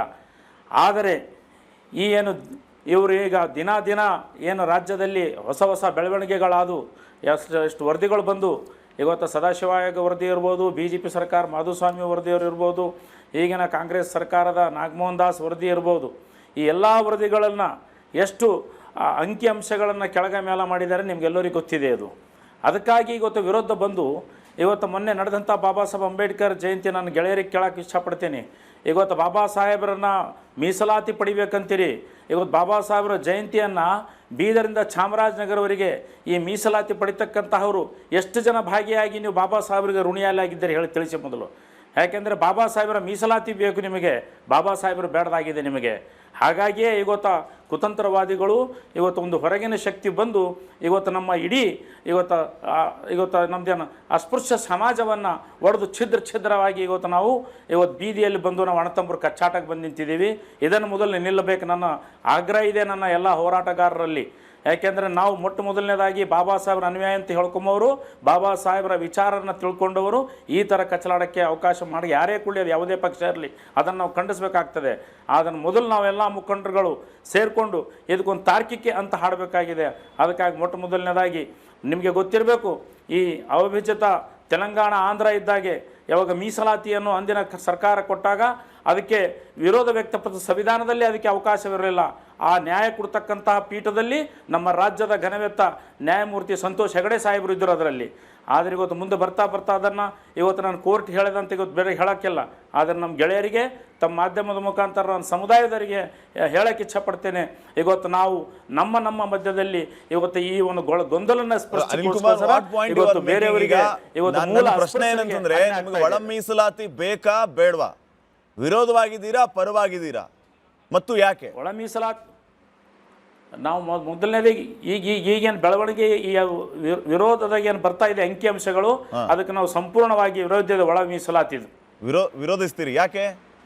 ಒಳ ಮೀಸಲಾತಿ ಯಾಕೆ ಬೇಡ ನಿಮಗೆ? ಸೊ ಯಾಕೆ ಅಂದರೆ ಒಳ ಮೀಸಲಾತಿ ವಿರೋಧದಲ್ಲಿ ಇವತ್ತು ಅಂಕಿ ಅಂಶನೇ ಇವತ್ತು ನಾಗಮೋಹನ್ ದಾಸ್ ಸಾಹೇಬರ ವರದಿಯಲ್ಲಿ ನೋಡಿ ಎಷ್ಟು ಇವತ್ತು ನಮ್ದು 2011 ಜನಗಣತಿಯಲ್ಲಿ ನಾವು 31 ಲಕ್ಷ ಜನಸಂಖ್ಯೆ ಇದ್ದೇವೆ ಬಲಗೈ ಸಂಬಂಧಿತ ಜಾತಿಗಳು. ಇವತ್ತು 2025 ನಮ್ಮ ಜನಸಂಖ್ಯೆ ಆಗೇ ಇಲ್ವಾ, ಬರೀ 34 ಲಕ್ಷನೇ ಆಯ್ತಾ ನಮ್ದು. ಅಂದ್ರೆ ನಮ್ಮ ಜನಸಂಖ್ಯೆ 14 ವರ್ಷದಲ್ಲಿ ನಾವು ಜನಸಂಖ್ಯೆ ಬೆಳೆದೇ ಇಲ್ವಾ ರಾಜ್ಯದಲ್ಲಿ? ಇದನ್ನ ಎಲ್ಲ ಹೋರಾಟಗಾರರು ಅರ್ಥ ಮಾಡ್ಕೊಂಡು ಮಾತಾಡಬೇಕು. ಇವತ್ತು ಬಲಗೈ ಸಮುದಾಯದ ಮಾನಸಿಕ ಮತ್ತು ಎಲ್ಲ ಧೈರ್ಯವನ್ನು ಕುಗ್ಗಿಸ್ತಕ್ಕಂಥ ಕೆಲಸ ಇವತ್ತು ನಡೀತಾ ಇದೆ. ಇದನ್ನು ನಾನು ಖಂಡಿಸ್ತೀನಿ ಮೊದಲು. ಅದಕ್ಕಾಗಿ ನಾವೆಲ್ಲರೂ ಒಟ್ಟಾಗಿ ಇದಕ್ಕೆ ಒಂದು ತಾರ್ಕಿಕ ಹಂತ ಆಡಬೇಕಾಗಿದೆ. ಓಕೆ, ಬರ್ತೀನಿ ಅನಿಲ್ ಅವರೇ. ಭಾಸ್ಕರ್ ಪ್ರಸಾದ್ ಅವ್ರನ್ನು ಕೂಡ ನಾನು ಮಾತಾಡಿಸ್ತೀನಿ. ಭಾಸ್ಕರ್ ಪ್ರಸಾದ್, ಇಲ್ಲಿಯೇ ಭಿನ್ನಾಭಿಪ್ರಾಯಗಳನ್ನು ನಾವು ಕೇಳ್ತಾ ಇದ್ದೀವಿ. ಯಾಕೆ ಒಳ ಮೀಸಲಾತಿ ಬೇಡ ಅನ್ನೋದ್ರ ಬಗ್ಗೆ ಅನಿಲ್ ಕುಮಾರ್ ಅವರು ಒಂದಿಷ್ಟು ಕಾರಣಗಳನ್ನು ಇಟ್ಟರು. ಒಳ ಮೀಸಲಾತಿ ವಿಚಾರ ನಾನು ಆಗಲೇ ಆರಂಭದಲ್ಲಿಯೂ ಕೂಡ ನಮ್ಮ ಲೋಹಿತ್ ಅವರಿಂದ ನಾನು ಉತ್ತರ ಪಡೀತಾ ಇದ್ದೆ. ಜಾತಿ ಸಂಘರ್ಷಕ್ಕೆ ಇದು ಕಾರಣ ಆಗ್ತಾ ಇದೆ. ಇದೇ ಒಳ ಮೀಸಲಾತಿ ವಿಚಾರ ದಲಿತ ಸಮುದಾಯದಲ್ಲಿ ಭಿನ್ನಾಭಿಪ್ರಾಯಗಳಿಗೆ ಬಹಳ ಮುಖ್ಯವಾದ ಕಾರಣ ಆಗ್ತಾ ಇದೆ. ಜೊತೆಗೆ ಅಂಕಿ ಅಂಶಗಳು ಕೂಡ ಇದು ಮತ್ತೆ ಅಪ್ಡೇಟ್ ಆಗಬೇಕು ಅನ್ನುವಂಥ ಚರ್ಚೆ ಕೂಡ ಆಗ್ತಾ ಇದೆ. ಏನ್ ಹೇಳ್ತೀರಿ ತಾವು? ಇಲ್ಲ, ಮೊದಲನೇದಾಗೆ ನಾನು ಹೇಳಕ್ಕೆ ಇಷ್ಟಪಡ್ತೀನಿ ಅಂದ್ರೆ, ಅನಿಲ್ ಕುಮಾರ್ ಅವ್ರು ಏನ್ ಮಾತಾಡಿದ್ರಲ್ಲ, ಅದು ಒಳ ಮೀಸಲಾತಿ ಸಂಬಂಧಿತವಾದಂತಹ ವಾದವನ್ನೇ ಅವ್ರು ಮಂಡಿಸ್ಲಿಲ್ಲ ಇಲ್ಲಿ. ಅವರು ಹೇಗೆ ಅಂತಂದ್ರೆ, ಬಾಬಾ ಸಾಹೇಬ್ ಅಂಬೇಡ್ಕರ್ ಅವ್ರನ್ನ ಗುತ್ತಿಗೆ ಪಡ್ಕೊಂಡ ರೀತಿಯಲ್ಲಿ ಮಾತಾಡ್ತಿದ್ದಾರೆ. ನಾವು ಇಡೀ ಚಾಮರಾಜನಗರದಿಂದ ಹಿಡಿದು ಕೋಲಾರದವರೆಗೂ ಕೂಡ ಬಾಬಾ ಸಾಹೇಬ್ ಅಂಬೇಡ್ಕರ್ ಅವ್ರನ್ನ ಜಯಂತಿಯನ್ನ ನಾವು ಆಚರಣೆ ಮಾಡ್ತಾ ಇದ್ವಿ. ನೀವ್ಯಾರು ಆಚರಣೆ ಮಾಡ್ತಿದ್ರೆ ಬೇರೆ ಯಾರನ್ನೋ ಪ್ರಶ್ನೆ ಮಾಡ್ತಾ ಇದ್ದಾರೆ. ಬಾಬಾ ಸಾಹೇಬ್ರು ಯಾವ್ದೋ ಒಂದು ಜಾತಿಗೋ, ಯಾವ್ದೋ ಒಂದು ಧರ್ಮಕ್ಕೋ, ಯಾವ್ದೋ ಒಂದು ಒಳಜಾತಿಗೋ ಪಂಗಡಿಗೋ ಸೀಮಿತವಾದವರಲ್ಲ. ಅವರು ಇಡೀ ವಿಶ್ವಮಾನ್ಯರು. ಅವ್ರ ಜಯಂತಿಯನ್ನ ಇಡೀ ಜಗತ್ತಲ್ಲಿ ಆಚರಣೆ ಮಾಡ್ತಾರೆ. ಅಷ್ಟು ಪ್ರಿಜುಡೈಸ್ಡ್ ಆಗಿ ಸಣ್ಣತನದಿಂದ ಮಾತಾಡೋದನ್ನ ಅವ್ರು ಮೊದಲು ಬಿಡಬೇಕು. ಎರಡನೇ ವಿಚಾರ, ಒಳ ಮೀಸಲಾತಿಗೆ ಯಾರೂ ಕೂಡ ವಿರೋಧ ಇಲ್ಲ ಅನ್ನುವಂತ ಮಾತುಗಳನ್ನ ತಿಳ್ಕೊಳ್ರಿ.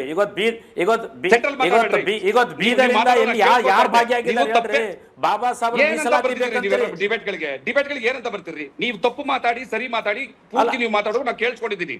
ಆಯ್ತಾ? ನಾನು ಮಾತಾಡುವಾಗ ನೀವು ಕೇಳಿಸ್ಕೊಳ್ಳುವಂಥದ್ದು, ಅದೇ ತಾಳ್ಮೆ ಅಂತಂತು. ಅದನ್ನೇ ವಿವೇಕ ಅಂತ ಕೇಳೋದು. ವಿವೇಕನೇ ಇಲ್ಲದೆ ಇಂಥ ಡಿಬೇಟ್ಗಳಿಗೆ ಬರಬಾರದು ನೀವು. ಹೇಳಿ ಒಂದ್ ನಿಮಿಷ, ಈಗ ನಾನು ಮಾತಾಡ್ತೀನಿ. ಒಂದು ವಿಚಾರ, ರಾಜ್ಯದಲ್ಲಿ ವಿಷಯಕ್ಕೆ ಬನ್ನಿ. ಎರಡನೇ ವಿಚಾರ, ಒಳ ಮೀಸಲಾತಿಗೆ ಯಾರೂ ಕೂಡ ವಿರೋಧವೇ ಇಲ್ಲ ಅನ್ನುವಂಥದ್ದು ಒಂದು ಅಭಿಪ್ರಾಯ ಈಗ ಅಲ್ಲಿ ಕೂತಂತ ಅತಿಥಿಗಳಿಂದ ನಾನು ಕೇಳ್ಪಟ್ಟೆ. ಖಂಡಿತವಾಗ್ಲೂ ಒಳ ಮೀಸಲಾತಿಯ ವಿರೋಧ ಮತ್ತು ಪರ ಅನ್ನೋದನ್ನ ನಾವು 2 ಕಾಲಘಟ್ಟಗಳಲ್ಲಿ ನೋಡ್ಬೇಕು. ಯಾವಾಗ ಅಂತಂದ್ರೆ, before the judgement of Supreme Court. ಅದಕ್ಕಿಂತ ಹಿಂದೆ ಎಲ್ಲರೂ ಕೂಡ, ಎಲ್ಲಾ ವಿಶ್ವಮಾನ್ಯರು ಎಲ್ಲರೂ ಕೂಡ ಒಳ ಮೀಸಲಾತಿಯ ಪರವಾಗಿದ್ದೀವಿ ಅಂತ ಹೇಳ್ದಂತವ್ರೆ. ಮೈಸೂರಿನ ಪೂಜ್ಯ ಜ್ಞಾನಪ್ರಕಾಶ ಸ್ವಾಮೀಜಿಗಳಿಂದ ಹಿಡಿದು, ಪರಮೇಶ್ವರ್ ಅವರಿಂದ ಹಿಡಿದು, ಸಚಿವರಾದಂತಹ ಮಹದೇವಪ್ಪನವರಿಂದ ಹಿಡಿದು, ಹಾಗೆ ಖರ್ಗೆ ಅವರು, ಹಿರಿಯ ಖರ್ಗೆ ಮತ್ತು ಅವರ ನಂತರದ ಖರ್ಗೆ, ಎಲ್ಲರೂ ಕೂಡ ಒಳ ಮೀಸಲಾತಿಯ ಪರವಾಗಿದ್ದೀವಿ ಅಂತ ಮಾತಾಡಿದವ್ರೆ. ದಲಿತ ಸಂಘರ್ಷ ಸಮಿತಿಗಳ ಹೆಸರಿನಲ್ಲಿ ಎಲ್ಲಾ ಹೋರಾಟಗಾರರು ಏನ್ ರಾಜ್ಯದಾದ್ಯಂತ ಇದ್ದಾರೆ ಅವರೆಲ್ಲರೂ ಕೂಡ ಒಳ ಮೀಸಲಾತಿ ಪರವಾಗಿದ್ದೀವಿ ಅಂತ ಮಾತಾಡಿದವ್ರೆ. ಯಾವಾಗ? ಸುಪ್ರೀಂ ಕೋರ್ಟ್ ಆದೇಶ ಬರುವ ಹಿಂದೆ. ಯಾಕೆ ಅಂತಂದ್ರೆ, ಎಲ್ರಿಗೂ ಕೂಡ ತುಂಬಾ ಚೆನ್ನಾಗಿ ಗೊತ್ತಿತ್ತು, ಉತ್ತರ ಭಾರತದ ಚಮ್ಮಾರರಾಗ್ಲಿ ಅಥವಾ ಉತ್ತರ ಭಾರತದ ಒಟ್ಟು ಬೇರೆ ಬೇರೆ ಏನು ನಮ್ಮ ಪರಿಶಿಷ್ಟ ಜಾತಿಗಳು ಎಂಥದ್ದೇ ಸಂದರ್ಭದಲ್ಲಿ ಇನ್ನು 1000 ವರ್ಷಗಳು ಹೋದ್ರೂ ಕೂಡ ಒಳ ಮೀಸಲಾತಿಗೆ ಸಾಂವಿಧಾನಿಕವಾದಂತಹ ಒಪ್ಪಿಗೆಯನ್ನ ಕೊಡೋದಿಲ್ಲ ಅನ್ನುವಂತ ತೀರ್ಮಾನ ಎಲ್ರಿಗೂ ಗೊತ್ತಿತ್ತು. ಆ ಕಟ್ಟು ಸತ್ಯವನ್ನ ನಾನೇ ಎಷ್ಟೋ ಸಾರಿ ಮಾತಾಡಿದ್ದೀನಿ. ಹಾಗಾಗಿ ಒಳ ಮೀಸಲಾತಿ ಜಾರಿ ಸಾಧ್ಯವೇ ಇಲ್ಲ ಅಂತ ಕೂಡ ನಾನು ಯಾವಾಗಲೂ ಕೂಡ ಮಂಡಿಸಿ ನನ್ನದೇ ಸಮುದಾಯದಿಂದ ಬಯಸ್ಕೊತಾ ಇದ್ದೆ. ಆದ್ರೆ ಸುಪ್ರೀಂ ಕೋರ್ಟ್ ಯಾವಾಗ ಒಳ ಮೀಸಲಾತಿಯನ್ನ ರಾಜ್ಯ ಸರ್ಕಾರಗಳು ಜಾರಿಗೊಳಿಸಬಹುದು ಅಂದ ಕೂಡ್ಲೇನೆ, ಇನ್ನೆಲ್ಲಿ ರಾಜ್ಯ ಸರ್ಕಾರಕ್ಕೆ ಪ್ರದತ್ತವಾದಂತಹ ಅಧಿಕಾರ ಸಿಕ್ತು ಅಂದ ಕೂಡ್ಲೇನೆ ಎಲ್ಲರ ಬಣ್ಣಗಳನ್ನು ಕೂಡ ಕಳಚೋದಕ್ಕೆ ಶುರುವಾಯ್ತು. ಹಿರಿಯ ಖರ್ಗೆಯಿಂದ ಹಿಡಿದು ಇವತ್ತಿನ ಏನು ಪ್ರಿಯಾಂಕಾ ಖರ್ಗೆ ಅವರಿಂದ ಹಿಡಿದು, ಪರಮೇಶ್ವರ್ ಇಂದ ಹಿಡಿದು, ಆಮೇಲೆ ಎಚ್ ಸಿ ಮಾದೇವಪ್ಪನವರಿಂದ ಹಿಡಿದು ಬಹಿರಂಗವಾಗಿ ಒಳ ಮೀಸಲಾತಿಯನ್ನ ನಾವು ವಿರೋಧಿಸ್ತೀವಿ ಅಂತ ನೇರವಾಗಿ ಮಾತಾಡಿದಂತಹ 100 ಉದಾಹರಣೆಗಳು ನಿಮ್ಗೆ ಸಿಗ್ತವೆ. ದಾವಣಗೆರೆ ಚುನಾವಣೆಯ ಸಂದರ್ಭದಲ್ಲಿ ಪರಮೇಶ್ವರ್ ಅವರು ಒಳ ಮೀಸಲಾತಿಯಿಂದ ಜಾತಿಗಳು ಒಡೆದೋಯ್ತು ಅಂತ ಮಾತಾಡ್ತಾರೆ. ಇದು ಹೆಂಗೆ ಅಂತಂದ್ರೆ ಗಾಂಧಿವಾದ. ಇದು ಯಾವಾಗ ದಲಿತರಿಗೆ ಪ್ರತ್ಯೇಕವಾದಂತಹ ಚುನಾಯಿಕೆಗಳ ಹಕ್ಕು ಬೇಕು ಅಂತ ಬಾಬಾ ಸಾಹೇಬರು ಮಂಡಿಸಿದ ಕೂಡಲೇ ಹಿಂದೂ ಧರ್ಮ ಒಡೆದೋಗುತ್ತೆ ಅಂತ ಅವತ್ತಿನ ಗಾಂಧಿ ಏನ್ ಮಾತಾಡಿದ್ರು, ಹಾಗೆ ದಲಿತರಿಗೆ, ಅದರಲ್ಲೂ ಮಾದಿಗರಿಗೆ ಪ್ರತ್ಯೇಕವಾದಂತಹ ಅಧಿಕಾರ ಬೇಕು, ಹಕ್ಕು ಬೇಕು, ಅವಕಾಶ ವಂಚಿತರು ಅಂತ ನಾಗಮೋಹನ್ ದಾಸ್ ಆಯೋಗದ ವರದಿ, ಸದಾಶಿವ ಆಯೋಗದ ವರದಿ, ಕಾಂತರಾಜ್ ಆಯೋಗದ ವರದಿ, 2011 ಸೆನ್ಸಸ್, KPSC ಅಂಕಿಅಂಶಗಳು, ಇನ್ನು ಉಳಿದಂತ ಎಲ್ಲಾ ಅಂಕಿಅಂಶಗಳನ್ನ ನೋಡುವಾಗಲೂ ಕೂಡ ಮಾದಿಗರಿಗೆ ಅನ್ಯಾಯ ಆಗಿದೆ, ಅವ್ರಿಗೆ ನ್ಯಾಯ ಕೊಡಬೇಕು ಅಂತ ಹೇಳಿದ ಕೂಡ್ಲೇನೆ ಜಾತಿ ಹೊಡೆದೋಗುತ್ತೆ ಅನ್ನುವಂಥದ್ದು ಬರ್ತದೆ. ಅಪ್ಪನಾಸ್ತಿ ಅಣ್ಣ ತಮ್ಮಂದ್ರು ಹಂಚ್ಕೊಂತಿನ ಅಂತಂದ ಕೂಡ್ಲೆ ಕುಟುಂಬ ಹೊಡೆದೋಗುತ್ತೆ ಅಂತಂದ್ರೆ ಇದಕ್ಕಿಂತ ಪ್ರಿಜುಡೈಸ್ಡ್ ಮೈಂಡ್ ಸೆಟ್ ಮತ್ತೆ ಯಾವ್ದು ಇರೋದಕ್ಕೆ ಸಾಧ್ಯ ಇಲ್ಲ. ಅಲ್ಲ, ಭಾಸ್ಕರ್ ಪ್ರಸಾದ್, ಇಲ್ಲಿ ಕೆಲವು ವಾದ ಒಂದೇ ನಿಮಿಷ ಭಾಸ್ಕರ್ ತುಂಬಾ ಮುಖ್ಯವಾಗಿ ನಾನು ಹೇಳ್ಬೇಕಾಗಿರೋದು ತುಂಬಾ ಮುಖ್ಯವಾಗಿ ಹೇಳ್ಬೇಕಾಗಿರೋದು ಇಡೀ ರಾಜ್ಯಕ್ಕೆ ಈ ಸತ್ಯ ಗೊತ್ತಾಗ್ಬೇಕಾಗಿರೋದು. ಎಲ್ಲರ ವಾದ ಏನಾಗ್ತಾ ಇದೆ ಅಂತಂದ್ರೆ ರೋಸ್ಟರ್ ಪಾಯಿಂಟ್ ನಲ್ಲಿ ಪ್ರವರ್ಗ ಏನಲ್ಲಿ ಎಲ್ಲವೂ ಕೂಡ ಮಾದಿಗ ಸಮುದಾಯಕ್ಕೆ ಹೋಗುತ್ತೆ. ಹಾಗಾಗಿ ಇನ್ನು 30 ವರ್ಷಗಳಾದ್ರೂ ಕೂಡ ಪ್ರವರ್ಗ ಬಿಗೆ ಬರುವಂತಹ ವಲಯ ಸಮುದಾಯಕ್ಕಾಗ್ಲಿ, ಪ್ರವರ್ಗ ಸಿಗೆ ಬರುವಂತಹ ಕೊಲಂಬ ಸಮುದಾಯಕ್ಕಾಗ್ಲಿ ಸಾಂವಿಧಾನಿಕವಾದಂತಹ ಹಕ್ಕುಗಳೇ ಸಿಗೋದಿಲ್ಲ, ಉದ್ಯೋಗಗಳೇ ಸಿಗೋದಿಲ್ಲ ಅನ್ನುವಂತಹ ಕಪೋಕಲ್ಪಿತವಾದ ಒಂದು ಸುಳ್ಳನ್ನ ಉದ್ದೇಶಪೂರ್ವಕವಾಗಿ ಬಿತ್ತಿದ್ದಾರೆ. ಏನದು ಸುಳ್ಳು? ಇದೇ ತುಂಬಾ ಇವತ್ತಿನ ಚರ್ಚೆಗೆ ಮುಖ್ಯವಾಗಬೇಕಾಗಿರೋದು. ಯಾಕಂದ್ರೆ ಇವತ್ತು ಟೆಕ್ನಿಕಲ್ ಸಮಿತಿಯನ್ನ ನೇಮಿಸುವಂತದ್ದು, ಒಳ ಮೀಸಲಾತಿ ಜಾರಿ ಮಾಡೋದಕ್ಕೆ ನಾವು ಬಿಡಲ್ಲ ಅಂತ ಇವಾಗ ಅನಿಲ್ ಕುಮಾರ್ ಅವರು ಹೇಳಿದಂಥದ್ದು ಎಲ್ಲವೂ ಕೂಡ ಡಿಪೆಂಡ್ ಆಗಿರೋದು ಈ ಸುಳ್ಳಿನ ಮೇಲೆ. ಏನಿದು ಸುಳ್ಳು ಅಂತಂದ್ರೆ 2,85,000 ಉದ್ಯೋಗಗಳು ಇವತ್ತು ಖಾಲಿ ಇರುವಂತದ್ದು. ಅದರಲ್ಲಿ ಈಗ ಸರ್ಕಾರ ತುಂಬೋದಕ್ಕೆ ಹೊರಡಿರುವಂತದ್ದು ಸುಮಾರು 56,000 ಚಿಲ್ಲರೆ ಉದ್ಯೋಗಗಳು. ಇದರಲ್ಲಿ ರೋಸ್ಟರ್ ಪಾಯಿಂಟ್ 1ರಲ್ಲಿ ಎಲ್ಲ ಮಾದಿಗರಿಗೆ ಹೋಗುತ್ತೆ ಅನ್ನೋದು ಅಪ್ಪಟ ಸುಳ್ಳು. ಕಾರಣ ಏನು ಅಂತಂದ್ರೆ ರೋಸ್ಟರ್ ಪಾಯಿಂಟ್ 1ರಲ್ಲಿ ಅಂದ್ರೆ ರೋಸ್ಟರ್ ಬಿಂದು 1ರಲ್ಲಿ ಪ್ರವರ್ಗ ಹೇಗೆ ಹೋಗುತ್ತೆ ಅನ್ನುವಂಥದ್ದು ಕೇವಲ ಇಡೀ ರಾಜ್ಯದಾದ್ಯಂತ 1,000 ಉದ್ಯೋಗಗಳಿಗೆ ಮಾತ್ರ ಅನ್ವಯಿಸುತ್ತದೋ. ಇನ್ನು 2,84,000 ಉದ್ಯೋಗಗಳಿಗೆ ಅನ್ವಯಿಸೋದೇ ಇಲ್ಲ. ಯಾವ್ದದು 1,000 ಅಂತಂದ್ರೆ ಯೂನಿವರ್ಸಿಟಿಗಳಲ್ಲಿ ನೇಮಕವಾಗುವಂತಹ ಅಸಿಸ್ಟೆಂಟ್ ಪ್ರೊಫೆಸರ್ ಹುದ್ದೆಗಳಿಗೆ ಮಾತ್ರ. ಯೂನಿವರ್ಸಿಟಿಗಳಲ್ಲಿ ನಾನ್ ಟೀಚಿಂಗ್ ಏಡ್ಸ್ಗಳಿಗೂ ಅಲ್ಲ, ಪ್ರೊಫೆಸರ್ಗಳು ಅಲ್ಲ, ಅಸೋಸಿಯೇಟ್ ಪ್ರೊಫೆಸರ್ಗಳಿಗೂ ಕೂಡ ಇದು ಅನ್ವಯಿಸೋದಿಲ್ಲ. ಮತ್ತೆ ಉಳಿದಂತೆ ಪೊಲೀಸ್ ಇಲಾಖೆ, ಆರೋಗ್ಯ ಇಲಾಖೆ, ಶಿಕ್ಷಣ ಇಲಾಖೆ, ಆಮೇಲೆ KDB ಯಾವುದೇ ಇಲಾಖೆ ಸರ್ಕಾರ ತಗೊಂಡ್ರು ಕೂಡ ಸಾವಿರಾರು ಸಂಖ್ಯೆಯಲ್ಲಿ ಉದ್ಯೋಗಗಳನ್ನ ಕರೀತಾರೆ ಅಥವಾ 100 ಸಂಖ್ಯೆಯಲ್ಲಿ ಕರೀತಾರೆ. ರೋಸ್ಟರ್ ಪಾಯಿಂಟ್ ಗಳ ಒಂದು ಮ್ಯಾಟ್ರಿಕ್ಸ್ ಫಿಕ್ಸ್ ಆಗುವಂತದ್ದು ವಿತ್ ಇನ್ ದ 100. ಸೊ ಇಲ್ಲಿ ಪೊಲೀಸ್ ಇಲಾಖೆ 8,000 ಚಿಲ್ಲರೆ ಕರೀತಾ ಇದೆ, ಕೃಷಿ ಇಲಾಖೆ 890 ಹುದ್ದೆಗಳನ್ನ ಈಗ ಕರೆದಿದೆ, ಇನ್ನ 20,000 ಉದ್ಯೋಗಗಳನ್ನ ಶಿಕ್ಷಣ ಇಲಾಖೆಯಲ್ಲಿ ಕರಿತೀವಿ ಅಂತಾರೆ. ಅಲ್ಲೆಲ್ಲೂ ಕೂಡ ಈ ರೋಸ್ಟರ್ ಪಾಯಿಂಟ್ ನ ಸಮಸ್ಯೆ ಯಾವುದೇ ಸಮುದಾಯಕ್ಕೂ ಬರಲ್ಲ. ಕೇವಲ 1,000 ಒಂದೇ 1,000 ಉದ್ಯೋಗಗಳು ಯೂನಿವರ್ಸಿಟಿಗಳಲ್ಲಿ ಆಗ್ತವೆ. ಅದೊಂದನ್ನ ಕುಂಟು ನೆಪ ಇಟ್ಕೊಂಡು ಒಳ ಮೀಸಲಾತಿಯನ್ನ ವಿರೋಧಿಸ್ತಾರೆ ಅಂದ್ರೆ ಇವರು ಅಂಬೇಡ್ಕರ್ ವಿರೋಧಿಗಳು, ಸಂವಿಧಾನದ ವಿರೋಧಿಗಳು, ಸಮಾನತೆಯ ವಿರೋಧಿಗಳು. ನಿನ್ನೆ ಅಷ್ಟೇ ಬಸವಣ್ಣನ ಜಯಂತಿಯನ್ನ ಆಚರಣೆ ಮಾಡಿದ್ರು, ಆ ಬಸವಣ್ಣನ ತತ್ವದ ವಿರೋಧಿಗಳು. ಒಟ್ಟಾರೆ ಈ ಒಳ ಮೀಸಲಾತಿಯ ವಿರುದ್ಧವಾಗಿ ಬರ್ತೀನಿ ಮತ್ತೆ ಮಾತಾಡ್ತೀನಿ. ಭಾಸ್ಕರ್ ಪ್ರಸಾದ್ ನಿಮ್ಮನ್ನ ಮತ್ತೆ ಮಾತಾಡ್ತೀನಿ, ವಾಪಸ್ ಬರ್ತೀನಿ. ಲೋಹಿತ್, ಈಗ ಮುಖ್ಯವಾದ ವಿಚಾರ ಏನಂತಂದ್ರೆ ಈ ಒಳ ಮೀಸಲಾತಿಯ ವಿಚಾರವಾಗಿ ಚರ್ಚೆ ಆಗ್ತಾ ಇರುವಂತದ್ದನ್ನ ಗಮನಿಸ್ತಾ ಇದೀವಿ ನಾವು. ಬಹುಶಃ ಎಲ್ಲಾ ಸಮುದಾಯಗಳನ್ನ ಎಡಗೈ ಆಗ್ಲಿ ಬಲಗೈ ಆಗ್ಲಿ ಸ್ಪೃಶ್ಯ ಅಂತ ಏನು 3 ಭಾಗ ವರ್ಗೀಕರಣ ಮಾಡಿದ್ದಾರೆ ಮತ್ತು ನಮಗೆ ಒಳ ಮೀಸಲಾತಿ ಬೇಡ ಅನ್ನುವಂತ ಬಲವಾಗಿ ಹೇಳ್ತಾ ಇದ್ದಾರೆ. ಅವರೆಲ್ಲರನ್ನು ಸಮುದಾಯದ ಒಳಗೇನೆ ವಿಶ್ವಾಸಕ್ಕೆ ತಗೊಂಡಿದ್ರೆ ಬಹುಶಃ ಇವತ್ತು ಈ ರೀತಿಯ ಡಿಫರೆನ್ಸಸ್ ಬರ್ತಾ ಇರಲಿಲ್ಲ. ಅದೇ ನಮ್ಮ ಪಾಯಿಂಟ್. ನಾನು ಈ ಚರ್ಚೆ ನೋಡಿದೆ, ಸಾರಿ ಫಾರ್ ಇಂಟರಪ್ಟ್. ಅದಕ್ಕಿಂತ ಮುಂಚೆ ನಮ್ಮ ಪೋಲ್ ಕ್ವಶನ್, ಇವತ್ತು ಪೋಲ್ ಕ್ವಶನ್ ಇದೆ, ಅದನ್ನ ನಾನೊಂದ್ಸರಿ ತಗೊಂಡ್ಬಿಡ್ತೀನಿ. ಇವತ್ತಿನ ಕ್ವಶನ್ ವೀಕ್ಷಕರೇ, ನೀವು ಕೂಡ ಆ ಕ್ವಶನ್ ಅನ್ನ ಗಮನಿಸ್ತಾ ಇದ್ದೀರಿ. ನಾನು ಈಗಾಗಲೇ ಹೇಳ್ತಾ ಇದ್ದೆ ಏನು ಆ ಪ್ರಶ್ನೆ ಅಂತಂದು. ಒಳ ಮೀಸಲಾತಿಯ ವಿಚಾರವಾಗಿ ಇದು ಕಾಂಗ್ರೆಸ್ ಸರ್ಕಾರಕ್ಕೆ ಕಗ್ಗಂಟಾಗುತ್ತಾ ಹೇಗೆ ಅನ್ನುವಂಥ ಪ್ರಶ್ನೆ ಇದೆ. ನಿಮ್ಮ ಅಭಿಪ್ರಾಯವನ್ನು ಕೂಡ ತಿಳಿಸಬಹುದಾಗಿದೆ. ಈ ಒಳ ಮೀಸಲಾತಿ ಸಂಘರ್ಷ ಏನಿದೆ, ಈ ಸಂಘರ್ಷದ ವಿಚಾರಕ್ಕೆ ಸಂಬಂಧಪಟ್ಟಂತೆ ಇಲ್ಲಿರುವಂಥ ಎಲ್ಲ ಅತಿಥಿಗಳು ಕೂಡ ಚರ್ಚೆಯನ್ನು ಮಾಡ್ತಾ ಇದ್ದಾರೆ. ಈ ಒಳ ಮೀಸಲಾತಿ ಸಂಘರ್ಷವನ್ನ ಕಾಂಗ್ರೆಸ್ ಸರ್ಕಾರ ಸರಿಯಾಗಿ ನಿರ್ವಹಿಸ್ತದ? ಕ್ಯಾಬಿನೆಟ್ ಮೀಟಿಂಗ್ನಲ್ಲಿ ಇದಕ್ಕೆ ಉತ್ತರ ಸಿಗುತ್ತಾ? ಹೌದು ಇಲ್ಲ ಗೊತ್ತಿಲ್ಲ. QR ಕೋಡನ್ನು ಸ್ಕ್ಯಾನ್ ಮಾಡಿ ನಿಮ್ಮ ಉತ್ತರವನ್ನು ಲಗತ್ತಿಸಿ. ಸ್ಕ್ರೀನ್ ಮೇಲೆ ನಂಬರ್ ಹೋಗ್ತಾ ಇದೆ. ಯಾರ್ಯಾರು ಯಾವ ವಿಚಾರದ ಪರವಾಗಿದ್ದಾರೆ ಅನ್ನೋದನ್ನು ಡಿಬೇಟ್ನ ಕೊನೆಯಲ್ಲಿ ನಾವು ಫಲಿತಾಂಶವನ್ನು ನಿಮಗೆ ನೀಡ್ತೀವಿ. ತಡ ಮಾಡದೆ QR ಕೋಡನ್ನು ಸ್ಕ್ಯಾನ್ ಮಾಡಿ ನಿಮ್ಮ ಉತ್ತರವನ್ನು ತಿಳಿಸಿ. ಎಸ್ ಲೋಹಿತ್ ಅವರು. ನಾನು ಈ ಚರ್ಚೆಯನ್ನು ತುಂಬ ಸೂಕ್ಷ್ಮವಾಗಿ ತುಂಬ ದಿವಸದಿಂದನೂ ನೋಡ್ತಾ ಇದ್ದೇನೆ. ಐ ಆಮ್ ವೆರಿ ಸ್ಕೆಪ್ಟಿಕಲ್ ಮತ್ತು ತುಂಬ ಸೂಕ್ಷ್ಮವಾದ ವಿಚಾರ ಕಾರಣಕ್ಕೋಸ್ಕರ ಆ್ಯಂಡ್ ಅದರಿಂದ ಒಂದು ಕನ್ಸರ್ನಿಂದ ನಾನು ಈ ಚರ್ಚೆಯನ್ನು ತುಂಬ ವರ್ಷದಿಂದ ನೋಡ್ತಾ ಇದ್ದೇನೆ. ಎಲ್ಲಿ ನಾವು ಈ ಆವಾಗಲೇ ಹೇಳ್ದಂಗೆ ಈ ಮೀಸಲಾತಿಯ ವಿರೋಧಿಗಳು ಮತ್ತು ಈ ಸಮಾನತೆಯ ವಿರೋಧಿಗಳೇ ತುಂಬಿ ತುಳುಕ್ತಾ ಇರುವಂಥ ಈ ಸಮಯದಲ್ಲಿ ನಾವು ಏನಾದರೂ ಅವ್ರಿಗೆ ನಾವು ಆಹಾರ ಆಗ್ಬಿಡ್ತೀವ ಅಂತ ಅಂದ್ಬಿಟ್ಟು ಒಂದು ಕನ್ಸರ್ನ್. ನಾನು for your information, I am OBC, I am Ambedkar right. ಸಮಾನತೆಗೋಸ್ಕರ ನಾವು ಸಣ್ಣ ಪುಟ್ಟ ಕೆಲಸವನ್ನು ಮಾಡ್ತಾ ಇದ್ದೇವೆ. This is what. ಇದೇ ರೀತಿಯಾಗಿ ನಾವು ಈ ಸೋಷಿಯಲ್ ಜಸ್ಟಿಸ್ನ ಇಂಥದ್ದೆಲ್ಲ ಸಮಯ ಬಂದಾಗ ಅಥವಾ ಚರ್ಚೆಗಳು ಬಂದಾಗ, ವಿಶೇಷವಾಗಿ ನಾವು ಜಾತಿಗಣತಿಯ ವಿಚಾರ ಮಾಡಿದ್ವಿ, ಅಲ್ಲೂ ಸಹಿತ ನಾವು ಒದ್ದಾಡ್ತಾ ಇದ್ದೀವಿ. ಇನ್ನೂ ಸಹಿತ ಕಾಂತರಾಜ್ ವರದಿ ಬಂತು, ಅಷ್ಟು ನಂತರ ಮಧುಸೂದನ್ ವರದಿ ಬಂತು, ಇನ್ನೂವರೆಗೂ ಸಹಿತ ವಿ ಆರ್ ಸ್ಟಿಲ್ ಸ್ಟ್ರಗ್ಲಿಂಗ್. ಅದೇ ರೀತಿಯಾಗಿ ಇವತ್ತು ನಮ್ಮ ದಲಿತ ಸಹೋದರರು, ನಮ್ಮೆಲ್ಲ ಸ್ನೇಹಿತರುಗಳು ಸಹಿತ ಇವತ್ತು ತುಂಬ ದಿವಸದಿಂದ ಇಂಟರ್ನಲ್ ರಿಸರ್ವೇಷನ್ ಬಗ್ಗೆ ಮಾತಾಡ್ತಾ ಇದ್ದಾರೆ. ಬೇರೆ ಇಲ್ಲದ ಗೊಂದಲಗಳು. ಮತ್ತೆ ನನಗನ್ಸುತ್ತೆ ಈಗ ವಿಶೇಷವಾಗಿ SC ಲೆಫ್ಟು ರೈಟು ಮತ್ತು ಟಚಬಲ್ಸ್ ಅಲ್ಲಿ ಇಲ್ಲಿ ಯಾರಾದರೂ ಒಬ್ಬರು, ಈಗ ಭಾಸ್ಕರ್ ಪ್ರಸಾದ್ ಸರ್ ಹೇಳಿದ್ರು 2 ಜನ ಅಣ್ಣ ತಮ್ಮ ಮನೆ ಹೊಡ್ಕೊಳ್ತಾ ಇದ್ದಾರೆ, ಯಾರು ಆ ಟೈಮಲ್ಲಿ ನಾವು ಒಬ್ಬ ಯಜಮಾನ ಕರೆಸ್ತೀವಿ ಗೊತ್ತಲ್ವಾ, ಅವರು ಆ ಯಜಮಾನನ ಕೆಲಸವನ್ನ ಯಾರಾದ್ರೂ ಒಬ್ರು ಮಾಡಿದಿದ್ರೆ ಅದು ಆಗ್ಲಿಲ್ಲ ಹೇಳೋ ನೋವು ನನ್ನಲ್ಲಿದೆ.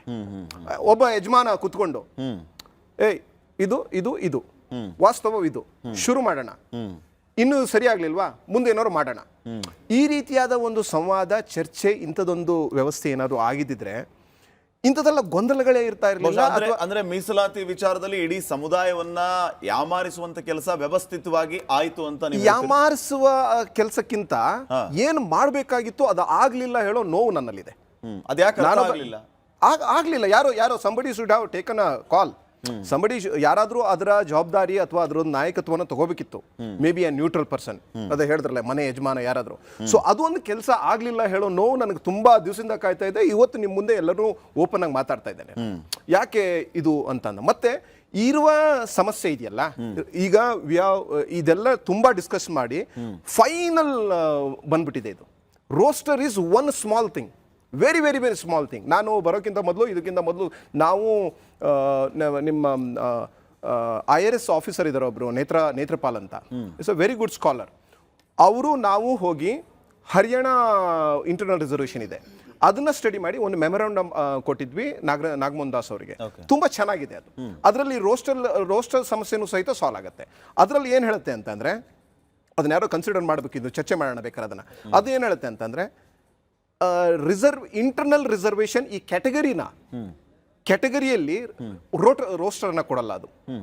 It will take as a common pool as Dalit ಅಥವಾ SC ಅಂತ ತಗೊಳುತ್ತೆ.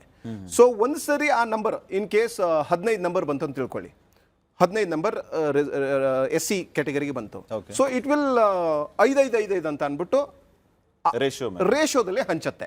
ಸೊ ಅಂತ ಚರ್ಚೆಗಳಾಗಬೇಕು. ಮತ್ತೆ ನಾನು ಮತ್ತೊಂದೇನು ಹೇಳ್ತೀನಿ, we are trying to solve our all the issue once for all. It will not happen. 75 ವರ್ಷ ಆಯ್ತು, 80 ವರ್ಷ ಆಯ್ತು ನಮ್ಮ ಸರ್ಕಾರ ಇದು ಸಂವಿಧಾನ ಬಂದು, ನಾವು ಎಲ್ಲದನ್ನೂ ಇವತ್ತೇ ಮಾಡ್ಬಿಡ್ಬೇಕು, ಅರ್ಜೆಂಟ್ ಮಾಡಬಾರ್ದು. What is best possible we have to implement today. Then ಅದಕ್ಕೆ ಆದಂಥ ಸಲಹೆ ಸೂಚನೆಗಳು, ಅದಕ್ಕೆ ಆದಂಥ ಕಮಿಟಿಗಳನ್ನ ರೂಢಿ ಮಾಡಿ ಅದನ್ನ ಇಂಪ್ರೂವ್ಮೆಂಟ್ ಮಾಡುವಂಥ ಕೆಲಸಗಳನ್ನ ಮಾಡಿದ್ರೆ I think it will solve in 5-10 years ಅಲ್ಲಿ ನಮ್ಗೆ ಸಾಲ್ವ್ ಆಗ್ಬಿಡುತ್ತೆ ಇದು. ಸೊ ಮತ್ತೆ ಮತ್ತೊಂದು, ನೀವು ಇದಕ್ಕಿಂತ ಮೊದಲು ಸಹಿತ ನಾವು ಮಾತಾಡ್ತೀವಿ ಅನ್ಸುತ್ತೆ, ಯಾವುದೇ ಒಂದು ರಿಪೋರ್ಟ್ ಬಂದ ಕೂಡಲೇ ನನ್ನ ಸಂಖ್ಯೆ ಕಡಿಮೆ ಇದೆ. ಈಗ ನಾವು ಜಾತಿ ಜನಗಣತಿ ವಿಚಾರದಲ್ಲಿ ಮಾತಾಡಿದ್ವಿ. ನಾವು ಹೇಳಿದೆ ಇದನ್ನೆಲ್ಲ ಮಾತಾಡಿದ್ರೆ ನಾವು ಒಂದು 25-30 ಕೋಟಿ ಆಗ್ತೀವಿ ಅಂತ. ಕರ್ನಾಟಕ ಜನಸಂಖ್ಯೆ ಒಂದು 25-30 ಕೋಟಿ ಆಗ್ತೀವಿ, ಭಾರತ ದೇಶ ಜನಸಂಖ್ಯೆ ಹಾಗಾಗ್ತೀವಿ. ಸೊ ಅದೆಲ್ಲ ಸರಿ ಸಂಬಡಿ ಯಾವ್ದಾದ್ರು ರಿಪೋರ್ಟ್ಗಳು ಬಂದಾಗ ಅದನ್ನ ಸ್ವಲ್ಪ ಪ್ರಜ್ಞಾಪೂರ್ವಕವಾಗಿ ಸೂಕ್ಷ್ಮತೆಯಿಂದ ಅದನ್ನ ಗಮನಿಸಿ ಇರುವಂತ ಇನ್ಪುಟ್ಗಳನ್ನ ನಾವು ಕೊಟ್ಟು we have to solve the problem, not to do politics. ಅಥವಾ ನಾನೊಬ್ಬ ಕಮ್ಯುನಿಟಿಯ ನಾಯಕನಾಗಬೇಕು ಅಂತ ಅಂದ್ಬಿಟ್ಟು ನಾನು ನಮ್ಮ ಕಮ್ಯುನಿಟಿಯವ್ರನ್ನ ಎತ್ಕೊಡೋದಲ್ಲ ಇದೆಯಲ್ಲ, ಇದನ್ನ ನಾವು ಮಾಡ್ತಾ ಬಂದಿದ್ದೇವೆ. ಅದನ್ನ ಆಗದೆ we have to solve the problem. ವಿಶೇಷವಾಗಿ ಈ ಶೋಷಿತ ಸಮುದಾಯಗಳ ವಿಚಾರಗಳಲ್ಲಿ ಯಾಕೆ ಅಂತಂದ್ರೆ, ನಾವು ಶೋಷಿತ ಸಮುದಾಯಗಳ ವಿರೋಧಿಗಳನ್ನ ನಾವು 3-4 ಸಾವಿರ ವರ್ಷಗಳಿಂದ ನೋಡ್ತಾ ಬಂದಿದ್ದೇವೆ. ನಮ್ಮ ತಪ್ಪುಗಳನ್ನ ಎಲ್ಲಿ ಮಾಡ್ತೀವಿ ಅಂತ ಅಂದ್ಬಿಟ್ಟು ನೋಡ್ತಾ ಇರ್ತೀವಿ. ತುಂಬಾ ಜನ ಇವತ್ತು ನಾನು ಇದು ಹೇಳಬೇಕಲ್ಲ ಗೊತ್ತಿಲ್ಲ, ಕೋರ್ಟು ತೀರ್ಪುಗಳು ಅದ್ರ ಬಗ್ಗೆ ಎಲ್ಲ ಮಾತಾಡಿದ್ವಿ. ಕೋರ್ಟ್ ತೀರ್ಪುಗಳ ಬಗ್ಗೆ ಎಲ್ಲ ಮಾತಾಡಿದ್ವಿ. ಗುಡ್ ದಟ್ ಅಟ್ ಲೀಸ್ಟ್ ಈ ವಿಚಾರದಲ್ಲಿ ಪೂರಕವಾದಂಥ ಕಾಯ್ದೆ ಬಂದಿದೆ ಅಂತ ಹೇಳೋಣ. ಬಟ್ ಪೂರಕವಾಗಿದೆ ಅಂತ ನಾವು ಅನ್ಕೊಂಡಿದ್ದೇವೆ, ಆದ್ರೆ ಹಿಂದಿನ ತಾತ್ಪರ್ಯ ಏನಿದೆ ಅಂತ ನಮಗೂ ಗೊತ್ತಿಲ್ಲ. ಸೊ ನೋಡಿ, ಶೋಷಿತ ಸಮುದಾಯಗಳು ನಾವುಗಳು ಎಲ್ಲೆಲ್ಲಿದ್ದೀವಿ, ನಮ್ಮ ಡಿಸಿಷನ್ ಮೇಕಿಂಗ್ ಸಿಸ್ಟಮ್ ಅಲ್ಲಿ ನಾವಿಲ್ಲ. ನಮ್ಮ ಜೀವನದ ನಮ್ಮ ಕಾಯ್ದೆಯ ಮಾಡುವ ಮತ್ತೊಂದು ಇಂಥ ಡಿಸಿಷನ್ ಮೇಕಿಂಗ್ ಸ್ಥಾನಗಳಲ್ಲಿ ನಾವಿಲ್ಲ. ನಾವು ತುಂಬ ಅಲ್ಲಿ ತನಕ ಹೋಗೋ ತನಕ ನಾವು ಸೂಕ್ಷ್ಮವಾಗಿ ನಾವು ನಮ್ಮಲ್ಲೇ ಒಡ್ಕೊಳ್ಳೋದಾಗಿದ್ದೆ. ಅಲ್ಲಿ ತನಕ ಮುಟ್ಟೋ ತನಕ ಸ್ವಲ್ಪ ಕಾಯಬೇಕು. ದೆನ್ ಒಂದ್ಸರಿ ಅಲ್ಲ ಆದ ನಂತರ ನಮ್ಮ ನಿರ್ಧಾರಗಳನ್ನ ಮಾಡೋಣ. So this my point is. Yes, ಒಂದು ಪಬ್ಲಿಕ್ ಕಾಲ್ ಇದೆ, ತಗೊಳ್ಳೋಣ. ಹೊಸಪೇಟೆಯಿಂದ ಅಣ್ಣಪ್ಪ ಅಂತ ಕರೆ ಮಾಡಿದ್ದಾರೆ. ಅಣ್ಣಪ್ಪ ಅವರೇ ನಮಸ್ಕಾರ. ಸರ್ ನಮಸ್ತೆ ಸರ್. ಏನ್ ಹೇಳ್ತೀರಿ ಅಣ್ಣಪ್ಪ ಅವರೇ? ಸರ್ ಒಂದೆರಡು ಅಭಿಪ್ರಾಯ ಹಂಚ್ಕೊಳ್ತೀನಿ ಪ್ಲೀಸ್. ಮೊದಲನೇದು, ಇದು ಈ ಕಮಿಟಿ ಮಾಡಿ ಜಾತಿ ಗಣತಿ ಮಾಡಿದ್ರಲ್ಲ ಸರ್, ಇದನ್ನ ಪ್ರಶ್ನೆ ಮಾಡ್ತಾ ಇದಾರೆ ಬಹಳ ಜನ. ಇದು ಒಂದ್ ಕಮಿಟಿ ಅಲ್ಲ, ಸದಾಶಿವ ಆಯೋಗ ಆಗಿರ್ಬೋದು ಅಥವಾ ನಾಗಮೋಹನ್ ಸರ್ ಆಯೋಗ ಆಗಿರ್ಬೋದು, ಅದಕ್ಕೆಲ್ಲ ಕೋಟಿಗಟ್ಟಲೆ ಇನ್ವೆಸ್ಟ್ ಮಾಡಿ ಖರ್ಚು ಮಾಡಿ ಅದನ್ನ ವೈಜ್ಞಾನಿಕವಾಗಿ ಅಧ್ಯಯನ ಮಾಡಿದ್ದಾರೆ ಸರ್. ಈಗ ಅದನ್ನ ಇವರು ನಾಗಮೋದ ಸರ್ ಅವ್ರ ಸರ್ದು ಏನ್ ತಪ್ಪುಗಳನ್ನ ಹುಡುಕೋದು, ಅದನ್ನ ಪ್ರಶ್ನೆ ಮಾಡೋದು ಮಾಡ್ತಾ ಇದ್ದಾರೆ. ಆಮೇಲೆ ಅದಕ್ಕಿಂತ ಮುಂಚೆ ವೈಜ್ಞಾನಿಕವಾಗಿ ಅಂತ ಒಪ್ಕೊಂಡವರು ಕೂಡ ಅದನ್ನ ರಿಜೆಕ್ಟ್ ಮಾಡ್ತಾ ಇದಾರೆ. ಇನ್ನೊಂದ್ ಸರ್, ಆಮೇಲೆ ಇದ್ರ ಮಧ್ಯದಲ್ಲಿ ಈಗ ಹೇಳ್ತಾ ಇದಾರೆ ರೋಸ್ಟರ್ ಬಿಂದು ಸಮಸ್ಯೆ ಇದೆ ಅಂತ. ಆಗ್ಲೇ ಭಾಸ್ಕರ್ ಪ್ರಸಾದ್ ಸರ್ ಹೇಳಿದ್ರು. ಅದು ಒಂದು ಯೂನಿವರ್ಸಿಟಿಗಳಲ್ಲಿ ಯಾಕಂದ್ರೆ ಅಲ್ಲಿ ಆಲ್ರೆಡಿ ಕೆಲವೊಂದು ಏನು ಇದ್ರಲ್ಲಿ ಎಡಗೈ ಬಲಗೈಯಲ್ಲೇ ಅದರಲ್ಲ ಸರ್, ಕೆಲವೊಬ್ರು ಅಂದ್ರೆ ಕೆಲವು ಜಾತಿಗಳು ಮಾತ್ರ ತಗೊಂಡಿದಾವೆ ಆಲ್ರೆಡಿ. ತಗೊಳ್ದೇ ಇರೋರಂತ ಅಂದ್ರೆ ಈಗೇನು ಮಾದಿಗ ಅದರ ಉಪಜಾತಿಗಳು ಬರ್ತಾವಲ್ಲ ಅವ್ರು ತಗೊಂಡಿಲ್ಲ, ಅದಕ್ಕೆ ಅದು ಅನ್ವಯಿಸ್ತೈತಿ ಅಂತ ಅವ್ರು ಹೇಳೋದು ಕರೆಕ್ಟ್ ಇದೆ. ಆಮೇಲೆ ಇನ್ನೊಂದು ಇವು ಇತ್ತೀಚೆಗೆ ನಮ್ ಸಮುದಾಯ ಜಾಸ್ತಿ ಇದೆ, ಇವ್ರ ಸಮುದಾಯ ಜಾಸ್ತಿ ಇದೆ, ಅದು ಎಲ್ಲಾ ರಿಪೋರ್ಟ್ ಕೊಟ್ಟ ಮೇಲೂ ಕೂಡ ಇವ್ರು ಪ್ರಶ್ನೆ ಮಾಡ್ತಕ್ಕಂಥದ್ದು. ಆಗ್ಲೇ ಹೇಳಿದ್ರಿ ಸರ್, ಇಂಡಿಯಾ ಜನಸಂಖ್ಯೆನೇ ಅಷ್ಟೇ ಆಗ್ತೈತಿ, ಹೌದಲ್ವಾ? ಅಲ್ಲ, ಬಹಳ ಜನ ಇನ್ನೊಂದು ಸರ್ವೆ ಆಗ್ಬೇಕು ಅಂತ, ಇನ್ನೊಂದ್ ಸರ್ವೆ ಆಗ್ಬೇಕು ಅಂತಂದ್ರೆ ಅದಕ್ಕೆಲ್ಲ ಪದೇ ಪದೇ ಇದನ್ನೇ ಮಾಡ್ಕೊಳ್ತಾ ಹೋದ ಅಂತಂದ್ರೆ ಮತ್ತೆ ಇದು ಆಗದೆ ಇರೋದಂತ ಅಂದ್ರೆ ಸರ್ಕಾರನೇ ಕೆಲವೊಂದು ಸ್ಪಾನ್ಸರ್ ಮಾಡಿ ಅಥವಾ ಮಂತ್ರಿಗಳು ತಡೆ ಹಿಡಿದು ಅವನ್ನ ಬೇಕು ಅಂತಾನೆ ಕೆಲವೊಂದು ಸ್ಟ್ರೈಕ್ಸ್ ಅನ್ನ ಮಾಡಿಸೋದು. ಈಗ ನಾವು ಒಬ್ಬ ಆಸ್ಪಿರೆಂಟ್ಸ್ 38-39 ವರ್ಷ, ಈಗ ನಮ್ಗೆ ಇನ್ನೂ ಕೂಡ ಹುದ್ದೆ ಆಗಿಲ್ಲ ಬಿಕಾಸ್ ಆಫ್ ಇದು. ಆಮೇಲೆ ಇದ್ರ ಜೊತೆಗೆ ನಾವು ಈ ಮೀಸಲಾತಿ ಸಿಕ್ಕರೂ ಕರೆಕ್ಟ್ ಆಗಿ ನಾವು ಹುದ್ದೆ ಪಡ್ಕೊಳ್ತೀವಿ ಅನ್ನೋದು ಡೌಟ್. ಯಾಕಂತಂದ್ರೆ ಅದ್ರಾಗ ಲಂಚ ಅವತಾರ ನೀವೇ ನೋಡ್ರಿ ಅಲ್ಸ KPSC ಹೇಗೆಲ್ಲ ನಡೀತಾ ಇದೆ ಅಂತ ಹೇಳಿ. Okay fine, thank you Annappa ಅವರೇ, ಕರೆ ಮಾಡಿ ನಿಮ್ಮ ಅಭಿಪ್ರಾಯವನ್ನ ತಿಳಿಸ್ಕೊಟ್ರಿ. ಶಶಿಕಾಂತ್ ಅವ್ರೆ, ನನ್ನ ಪ್ರಶ್ನೆ ಏನಂತಂದ್ರೆ, ಈಗ ಎಲ್ಲ ಸಮುದಾಯಗಳನ್ನು ವಿಶ್ವಾಸಕ್ಕೆ ತಗೋಬೇಕು ಅನ್ನೋದು ಒಂದಿದೆ, ಆಮೇಲೆ ಕೋರ್ಟಲ್ಲಿ ಪ್ರಕರಣಗಳಿದೆ, 50% ಮೀರಬಾರ್ದು ಅನ್ನುವಂಥ ಒಂದು ಇದೆ. ಸೊ ಈ ಎಲ್ಲ ವಿಚಾರಗಳ ಮಧ್ಯೆ ಸರ್ಕಾರಕ್ಕೆ ನಿಜಕ್ಕೂ ಇದು ಸವಾಲು ಆಗ್ಬೋದಾ? ಎಲ್ಲ ಸಮುದಾಯಗಳನ್ನು ವಿಶ್ವಾಸಕ್ಕೆ ತಗೋಬೇಕು, ವರ್ಗೀಕರಣ ಮಾಡಬೇಕು, ಆ ವರ್ಗೀಕರಣದಿಂದ ಎಲ್ಲ ಉಪಜಾತಿಗಳಿಗೆ ಸಮಾಧಾನ ಆಗಬೇಕು, ಸರ್ಕಾರಕ್ಕೆ ಸವಾಲಾಗುತ್ತಾ ಇಲ್ವಾ ಇದು? ಖಂಡಿತ. ಯಾವುದೇ ಒಂದು ಹೊಸ ಕಾಯ್ದೆ ಬರಬೇಕಾದ್ರೆ, ಹೊಸ ರೀತಿ ರಿವಾಜ್ ಬರ್ಬೇಕಾದ್ರೆ ಸಂಘರ್ಷ ಸಾಮಾನ್ಯವಾಗಿರುತ್ತೆ. ಸೊ ಎಲ್ಲಿವರೆಗೂ ಸಹಿತ ನಾವು ಕಿತ್ತಾಡ್ತಿರ್ತೀವೋ, ನಮಗೆ ಹೆಚ್ಚು ನಿಮಗೆ ಹೆಚ್ಚು ಅಂತ ಮಾಡ್ತಾ ಇದೀವೋ, ಅದರ ಲಾಭವನ್ನು ಸರ್ಕಾರ ಯಾವತ್ತೂ ಸಹಿತ ಪಡೆಯೋದಕ್ಕೆ ಪ್ರಯತ್ನ ಮಾಡ್ತಾ ಇರುತ್ತೆ.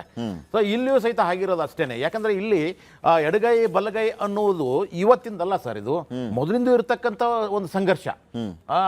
ಆದ್ದರಿಂದ ಇವುಗಳನ್ನು ಹೇಗೆ ನಿಭಾಯಿಸಬೇಕು ಅಂತ ಹೇಳ್ಬಿಟ್ಟು ಆಯಾ ಸಮುದಾಯದವರು ಕೂತ್ಕೊಂಡು ಮಾತಾಡಿ ನಿಭಾಯಿಸಬೇಕಂತದ್ದು ಕೆಲಸ ಇದೆ. ಅದನ್ನ ಸರ್ಕಾರಕ್ಕೆ ಬಿಟ್ಟರೆ ಸರ್ಕಾರದವರು ಯಾವತ್ತೂ ಸಹಿತ ತಮ್ಮ ಅನುಕೂಲತೆಗಳನ್ನು ನೋಡ್ಕೊಂಡು ಹೋಗುತ್ತಾರೆ, ತಮ್ಮ ಓಟಿನ ಅನುಕೂಲತೆಗಳು, ಈ ಓಲೈಕೆಗಳು ಇವುಗಳನ್ನು ನೋಡ್ತಾ ಹೋಗುತ್ತವೆ.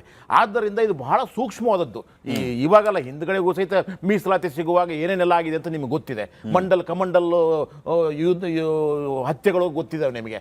ಸೊ ಆದ್ದರಿಂದ ಇವಾಗೂ ಸಹಿತ ಬಹಳ ಸುಲಭ ಅಂತೂ ಅಲ್ಲ, ಸರ್ಕಾರಕ್ಕೂ ಸುಲಭ ಅಲ್ಲ. ಆಮೇಲೆ ಕೋರ್ಟ್ಗಳು ಸಹಿತ ಅವರ ಆದೇಶಗಳು ಇದಾವಲ್ಲ, ಒಂದು ಕೋರ್ಟ್ ಒಂದು ಆದೇಶ ಕೊಟ್ಟರೆ ಇನ್ನೊಂದು ಕೋರ್ಟ್ ಇನ್ನೊಂದು ಆದೇಶ ಕೊಡುತ್ತೆ. ಇದರಿಂದ ಆಗಿಬಿಟ್ಟು ಆಂಧ್ರದಲ್ಲಿಯೂ ಸಹಿತ ಇದನ್ನ ತರಬೇಕು ಅಂದಾಗ ಕೋರ್ಟ್ ಅದನ್ನು ನಿರಾಕರಿಸ್ತು. ಇಲ್ಲ ಒಳ ಮೀಸಲಾತಿ ಕೊಡೋಕೆ ಆಗೋದಿಲ್ಲ ಅಂತ ಹೇಳ್ತು. ಸೊ ಇದರಿಂದಾಗಿ ಈಗ ನಮಗೆ ಒಂದು ಮಾಡೆಲ್ ಅಂತ ಇದೆ ತೆಲಂಗಾಣದ್ದು. ಈ ತೆಲಂಗಾಣದವರು ಹೇಗೆ ಒಳ ಮೀಸಲಾತಿಯನ್ನ ಜಾರಿ ಮಾಡಿದ್ರು, ಅದು ಯಾಕೆ ಅದು ಯಶಸ್ವಿ ಆಯಿತು? ಆ ಮಾಡೆಲ್ ಅನ್ನು ಇಟ್ಕೊಂಡ್ಬಿಟ್ಟು ಇಲ್ಲಿರ್ತಕ್ಕಂಥ ಸಮುದಾಯಗಳನ್ನು ವಿಶ್ವಾಸಕ್ಕೆ ತೆಗೆದುಕೊಂಡು ನಾವು ಇದನ್ನು ಇಂಪ್ಲಿಮೆಂಟ್ ಮಾಡ್ಲಿಕ್ಕೆ ಸಾಧ್ಯತೆಗಳು ಇದ್ದಾವೆ. ಆದ್ರೆ ಇಲ್ಲಿರ್ತಕ್ಕಂಥ ಒಂದು ಬೇಸಿಕ್ ಸಮಸ್ಯೆ ಏನು ಅಂತಂದ್ರೆ ಜಾತಿ ಗಣಿತ ಅಂಕಿ ಸಂಖ್ಯೆಗಳಿದಾವಲ್ಲ, ಅದ್ರ ಮೇಲೆ ಯಾರಿಗೂ ವಿಶ್ವಾಸ ಇಲ್ಲ ಇಲ್ಲಿ. ಅದು ವಿಶ್ವಾಸ ಬಂದರೆ ಈಗ ನಾನು ಈಗ SC 1 ಕೋಟಿ ಜನ ಇದ್ದೀರಿ ಅಂತ ಹೇಳ್ತಾರೆ. ಸೊ 1 ಕೋಟಿ ಜನ ಇದ್ದಾಗ ಅಲ್ಲಿರ್ತಕ್ಕಂಥದ್ದು ಎಷ್ಟು ಪರ್ಸೆಂಟು? 18% ಅವರಿದ್ದಾಗ ಇವರು ಹೇಳ್ತಾರೆ ಇಲ್ಲ ನನ್ ಜಾಸ್ತಿ ಇದೆ ಇನ್ನು. ಅಂದ್ರೆ ಯಾರನ್ನು ನಂಬಬೇಕು? ಇದೇನು ಮೊದಲನೇದಲ್ಲ ಸರ್, ಮೊದಲನೇ ಸತಿ ಸಿದ್ದರಾಮಯ್ಯ ಅವರು ಮುಖ್ಯಮಂತ್ರಿ ಆದಾಗಲೇ ಇದು ಶುರು ಆಯ್ತು.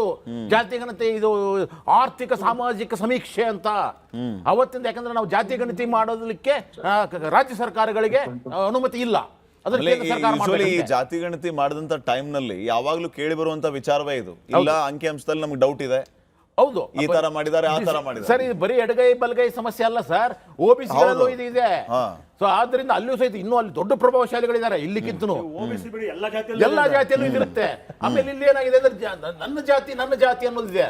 ಅದಲ್ಲ, ನನಗ್ ಬೇಕಾಗಿರೋದು ನ್ಯಾಯಯುತವಾದಂತ ಸೆನ್ಸಸ್ ಆಗಬೇಕಾಗಿದೆ.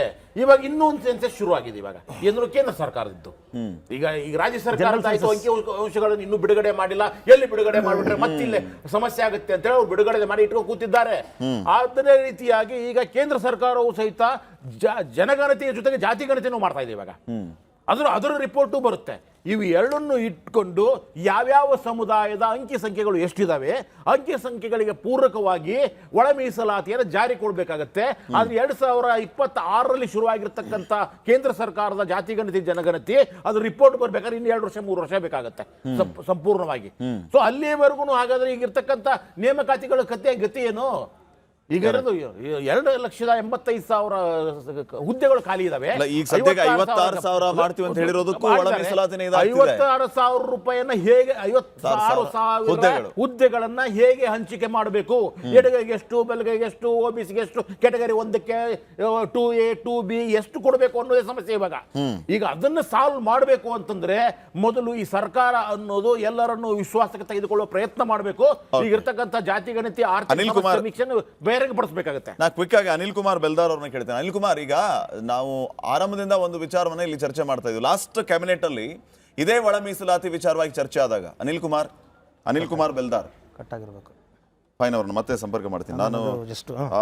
ಭಾಸ್ಕರ್ ಪ್ರಸಾದ್ ಅವ್ರನ್ನ ಕೇಳೋಣ ಈ ವಿಚಾರವಾಗಿ. ಭಾಸ್ಕರ್, ಈಗ ಲಾಸ್ಟ್ ಟೈಮ್ ಕ್ಯಾಬಿನೆಟ್ ನಿರ್ಧಾರ ಮಾಡಿದ್ದೇನಂತಂದ್ರೆ ಈ 3 ವರ್ಗವನ್ನಾಗಿ ಮಾಡ್ತು, ಬಲಗೈ ಎಡಗೈ ಸ್ಪೃಶ್ಯ ಅಂತ ಹೇಳಿ. ಅದಕ್ಕೆ 6-6-5 ಅನುಪಾತವನ್ನು ಕೂಡ ಕೊಡ್ತು.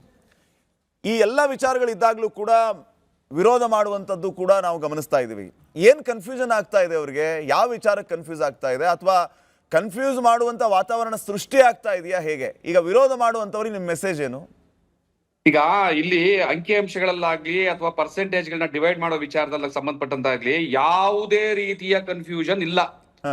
ಈಗ ಶಶಿಕಾಂತ್ ಅವ್ರು ಮಾತಾಡುವಾಗ ನಾ ಕೇಳಿಸ್ಕೊಂಡೆ, ಏನಂತಂದ್ರೆ ಪರ್ಸೆಂಟೇಜ್ಗಳನ್ನ ಹಂಚುವಂತದ್ದೇ ದೊಡ್ಡ ಸಮಸ್ಯೆ ಅಂತ. ಅದು ಸಮಸ್ಯೆನೇ ಅಲ್ಲ. ಯಾಕೆ ಅಂತಂದ್ರೆ ಜನಸಂಖ್ಯೆ ಇದೆ, ಪರ್ಸೆಂಟೇಜ್ ನಾಗಮೋಹನ್ ದಾಸ್ ಅವರು ಹೇಳಿದ್ದಾರೆ, ಅದನ್ನ ಇಂಪ್ಲಿಮೆಂಟ್ ಮಾಡುವಂತಹ ರಾಜಕೀಯ ಇಚ್ಛಾಶಕ್ತಿಯ ಕೊರತೆ ಅಷ್ಟೇ ಇರೋದು. ಅದೇ ಕನ್ಫ್ಯೂಷನ್. ಅಲ್ಲ, ಅದರಲ್ಲೂ ನ್ಯೂನತೆ ಇದೆ ಅಂತ ಹೇಳ್ತಿದಾರಲ್ಲ, ಅದರಲ್ಲೂ ನ್ಯೂನತೆ ಇದೆ ಅಂತ ವಾದ ಆಗ್ತಾ ಇದೆ. ನಾನು ಬರ್ತಾ ಇದೀನಿ ಯಾವ ನ್ಯೂನತೆ ಅಂತ ನಾನು ಹೇಳ್ತೀನಿ ಈಗ, ಆಯ್ತಾ? ಯಾಕಂದ್ರೆ ಸ್ವಲ್ಪ ದೂರದಲ್ಲಿ ಇರೋದ್ರಿಂದ ನನಗೆ ಇಂಟರಪ್ಟ್ ಮಾಡ್ಬೇಡಿ, ಒಂಚೂರು ನಾನು ಕ್ಲಿಯರ್ ಮಾಡ್ಬಿಡ್ತೀನಿ.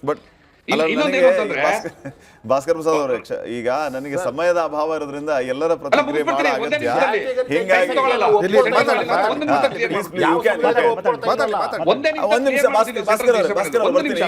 ಒಂದ್ ನಿಮಿಷ ಸಾರಿ ಫಾರ್ ಇಂಟರಪ್ಟ್. ಈಗ ಅನಿಲ್ ಕುಮಾರ್ ಬೆಲ್ದಾರ್ ಮತ್ತೆ ಜಾಯ್ನ್ ಆಗಿದ್ದಾರೆ. ಅನಿಲ್ ಕುಮಾರ್, ನಾನು ಪ್ರಶ್ನೆ ಮಾಡ್ತಾ ಇದ್ದೆ, ನೀವು ಡಿಸ್ಕನೆಕ್ಟ್ ಆಗಿದ್ರಿ. ನನ್ನ ಪ್ರಶ್ನೆ ಏನಂತಂದ್ರೆ, ಲಾಸ್ಟ್ ಟೈಮ್ ಕ್ಯಾಬಿನೆಟ್ ಅಲ್ಲಿ ಡಿಸೆಂಬರ್ ಅಲ್ಲಿ ನಡೆದಂತ ಕ್ಯಾಬಿನೆಟ್ ನಲ್ಲಿ ಒಳ ಮೀಸಲಾತಿ ವಿಚಾರವಾಗಿ ಸಿದ್ದರಾಮಯ್ಯ ಸರ್ಕಾರ ಒಂದು ನಿರ್ಧಾರಕ್ಕೆ ಬರುತ್ತೆ. ಬಲಗೈ ಎಡಗೈ ಸ್ಪೃಶ್ಯ ಅಂತ 3 ವರ್ಗೀಕರಣ ಮಾಡಿ 6-6-5 ಅನುಪಾತವನ್ನು ಕೂಡ ಫಿಕ್ಸ್ ಮಾಡುತ್ತೆ. ಇಷ್ಟೆಲ್ಲ ಆದ್ಮೇಲೆಯೂ ಕೂಡ ನಮಗೆ ಅನ್ಯಾಯ ಆಗುತ್ತೆ ಅಂತ ನೀವು ಹೇಗೆ ಹೇಳ್ತೀರಿ? ಒಂದಿಷ್ಟು ಬಲವಾದ ಕಾರಣಗಳನ್ನ ಕೊಡಿ ನಮಗೆ. ಈಗ ಮೊದಲನೇದಾಗಿ ಸಿದ್ದರಾಮಯ್ಯನವರಾಗಿರ್ಬೋದು, ದೊಡ್ಡ ಖರ್ಗೆ ಅವರಾಗಿರ್ಬೋದು, ನಮ್ಮ ಮಾದೇವಪ್ಪರಾಗಿರ್ಬೋದು, ಪರಮೇಶ್ವರ್ ಆಗಿರ್ಬೋದು, ಇವರೆಲ್ಲರೂ ಸೇರಿಕೊಂಡು ಇವತ್ತು ದೇಶದಲ್ಲಿ ಎಂದು ಸುಪ್ರೀಂ ಕೋರ್ಟ್ ಡೈರೆಕ್ಷನ್ ಕೊಡ್ತು, ಇಂಪೆರಿಕಲ್ ಡಾಟಾ ಕಲೆಕ್ಟ್ ಮಾಡಿ ಎಲ್ಲವನ್ನು ವರ್ಗೀಕರಣ ಮಾಡಿ ಹಂಚಂತ ಹೇಳಿದಾಗ ಇವತ್ತು ಕಾಂಗ್ರೆಸ್ ಶಾಸಿತ ಪ್ರದೇಶಗಳಲ್ಲಿ ಇವತ್ತು ಮೊದಲನೇ ಹೆಜ್ಜೆಯನ್ನು ಇಕ್ಕಿದೆ. ಇವತ್ತು ಕಾಂಗ್ರೆಸ್ ಸರ್ಕಾರಕ್ಕೆ ನಾವೆಲ್ಲರೂ ಧನ್ಯವಾದ ಹೇಳಬೇಕಾಗ್ತದೆ. ಅದಕ್ಕಾಗಿ ಇಲ್ಲಿ ಗೊಂದಲ ಏರ್ಪಟ್ಟಿದ್ದು ಎಲ್ಲಂದರೆ, ಹಿಂದಿನ ಕ್ಯಾಬಿನೆಟ್ನಲ್ಲಿ ನಿರ್ಣಯ ಆಯಿತು. ನಿರ್ಣಯ ಆದಾಗ 6-6-5 ಅಂತ ಆಯಿತು.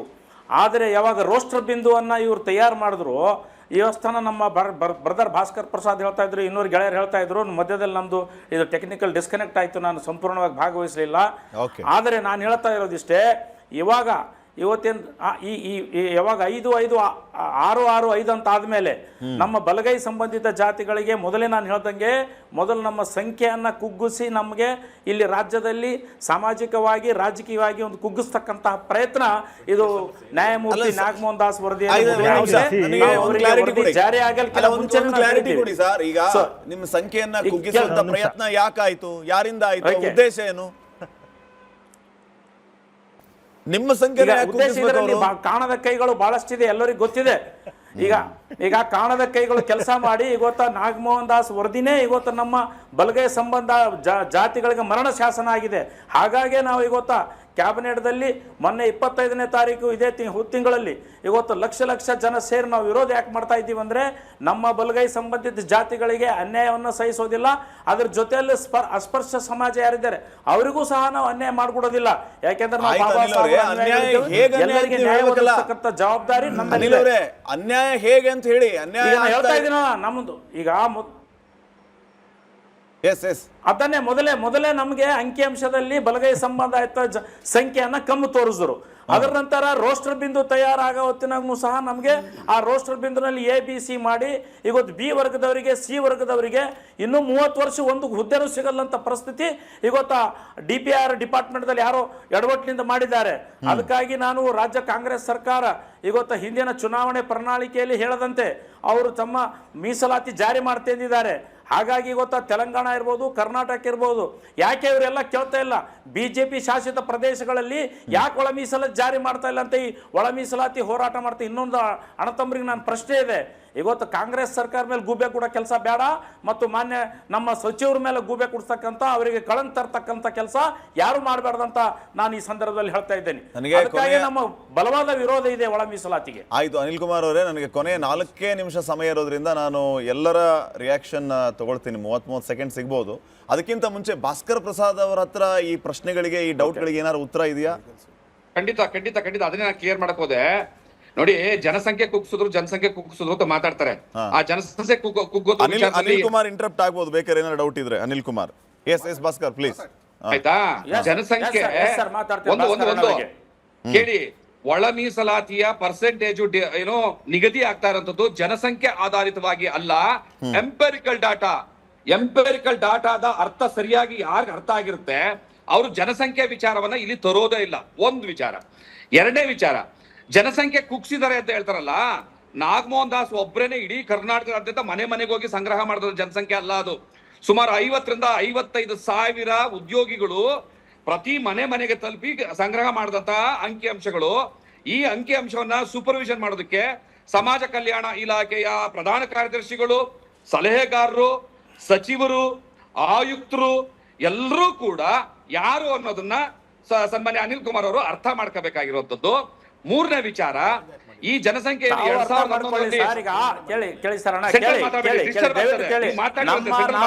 ಆದಿ ಕರ್ನಾಟಕ, ಆದಿ ದ್ರಾವಿಡ ಈ ಎಲ್ಲಾ ಜಾತಿಗಳು ವಲಯ ಸಂಬಂಧಿತ ಜಾತಿಗಳನ್ನ ಅವರು ಬೇರೆ ಗುಂಪಿನಲ್ಲಿ ಹಾಕಿ ನಮ್ಮ ಸಂಖ್ಯೆಯನ್ನು ಕೂಗಿಸು ಜಗ್ಗಿ ಜಾಹಿರಿದೆ. ನಾನು ಹೇಳ್ತಾ ಇಲ್ಲ, ಇದು ಸನ್ಮಾನ್ಯ ನಾಗಮೋಹನ್ ದಾಸರ ವರದಿನೇ ಹೇಳ್ತಾ ಇದೆ.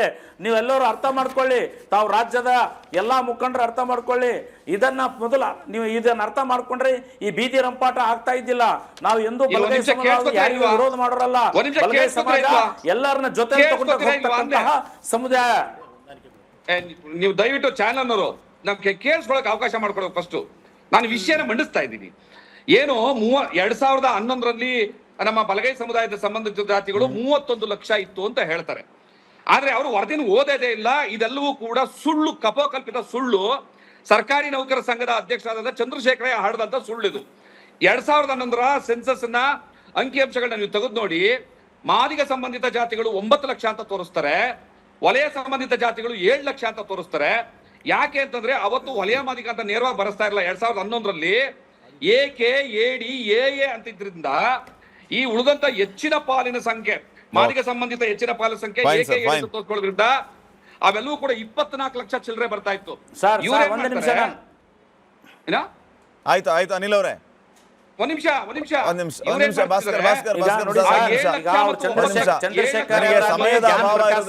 ಆಗ್ಲಿ ಈ ರಾಜ್ಯದಲ್ಲಿ ಯಾವುದೇ ಮೀಸಲಾತಿಗೆ ವಿರೋಧ ವ್ಯಕ್ತಪಡಿಸ್ತಾ ಇಲ್ಲ. ಬಲಗೈ ಸಂಬಂಧಿತ ಜಾತಿಗಳಿಗೆ ಅನ್ಯಾಯ ಆಗುತ್ತಾ ಅಂತ ಅಂಕಿಅಂಶ ವಿವರವಾಗಿ ಕೊಡ್ತಾ ಇದ್ದಾರೆ.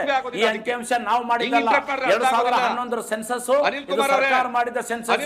ಇದು ಯಾರೇನೋ ಬಲಗೈ ಸಂಬಂಧಿತ ಜಾತಿಯವರು ಅಧಿಕಾರಿಗಳು ಮಾಡಿದ್ದಲ್ಲ. ಇದು ಅದನ್ನ ಅರ್ಥ ಮಾಡ್ಕೊಂಡು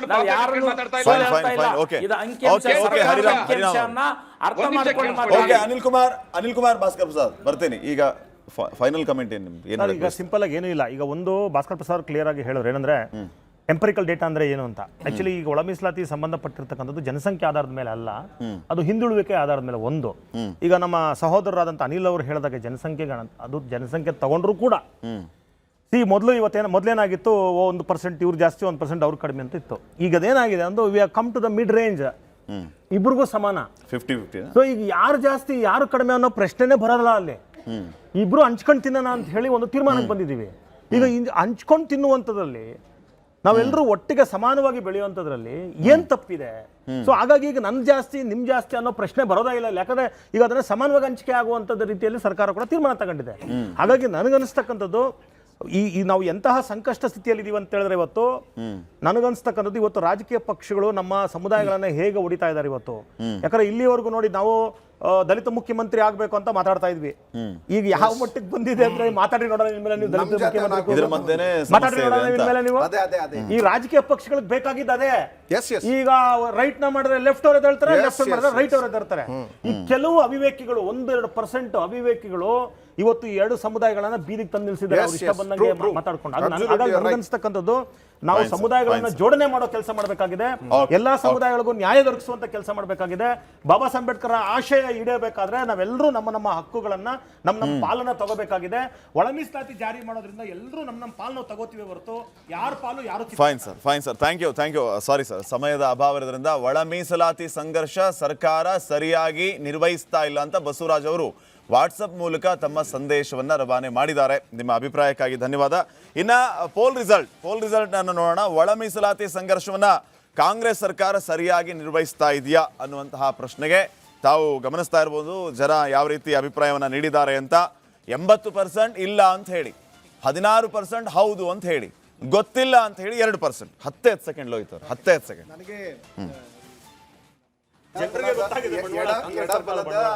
ಎಡಬಲದ ಈ ಚರ್ಚೆ ಒಳಗೆ ನಾನಿದ್ದು ನೋಡಿ ನೊಂದ್ಕೊಂಡು ಅದು ಇಬ್ರು ಎಲ್ಲರೂ ಇವತ್ತಲ್ಲ ನಾಳೆ ಎಲ್ಲ ಸರಿ ಹೋಗ್ತಾರೆ ಅಂತ ಅನ್ಬಿಟ್ಟು ನಮ್ಮ ಆಸೆ ಇದೆ ಒಂದು. ಆದ್ರೆ ಅದಕ್ಕಿಂತ ಮೊದಲು ನನ್ನ ಒಂದು ಚಿಕ್ಕ ಸಲಹೆ ಏನಂತಂದ್ರೆ, ನೀವಿಬ್ರು ಸಹೋದರರು ಪಾಪ ಅಲ್ಲಿ ಅಲೆಮಾರಿಗಳಿದ್ದಾರೆ, ಪಾಪ ಅವರಿಗೆ ನಿಜವಾಗ್ಲೂ ಮೋಸ ಆಗಿದೆ.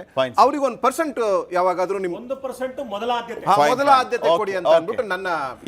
ಎಲ್ಲರಿಗೂ, ಎಲ್ಲ ಅತಿಥಿಗಳಿಗೂ ವಿಶೇಷವಾದ ಧನ್ಯವಾದಗಳು ಡಿಬೇಟ್ ನಲ್ಲಿ ಭಾಗಿಯಾಗಿದ್ದಕ್ಕೆ. Thank you very much. ಇದಾಗಿತ್ತು ಇವತ್ತಿನ ಮಹಾಭಾರತ ವಿಶೇಷ ಚರ್ಚಾ ಕಾರ್ಯಕ್ರಮ. ನೋಡ್ತಾ ಇರಿ ರಿಪಬ್ಲಿಕ್ ಕನ್ನಡ, ಇದು ನಿಮ್ಮ ಧ್ವನಿ. ನಮಸ್ಕಾರ.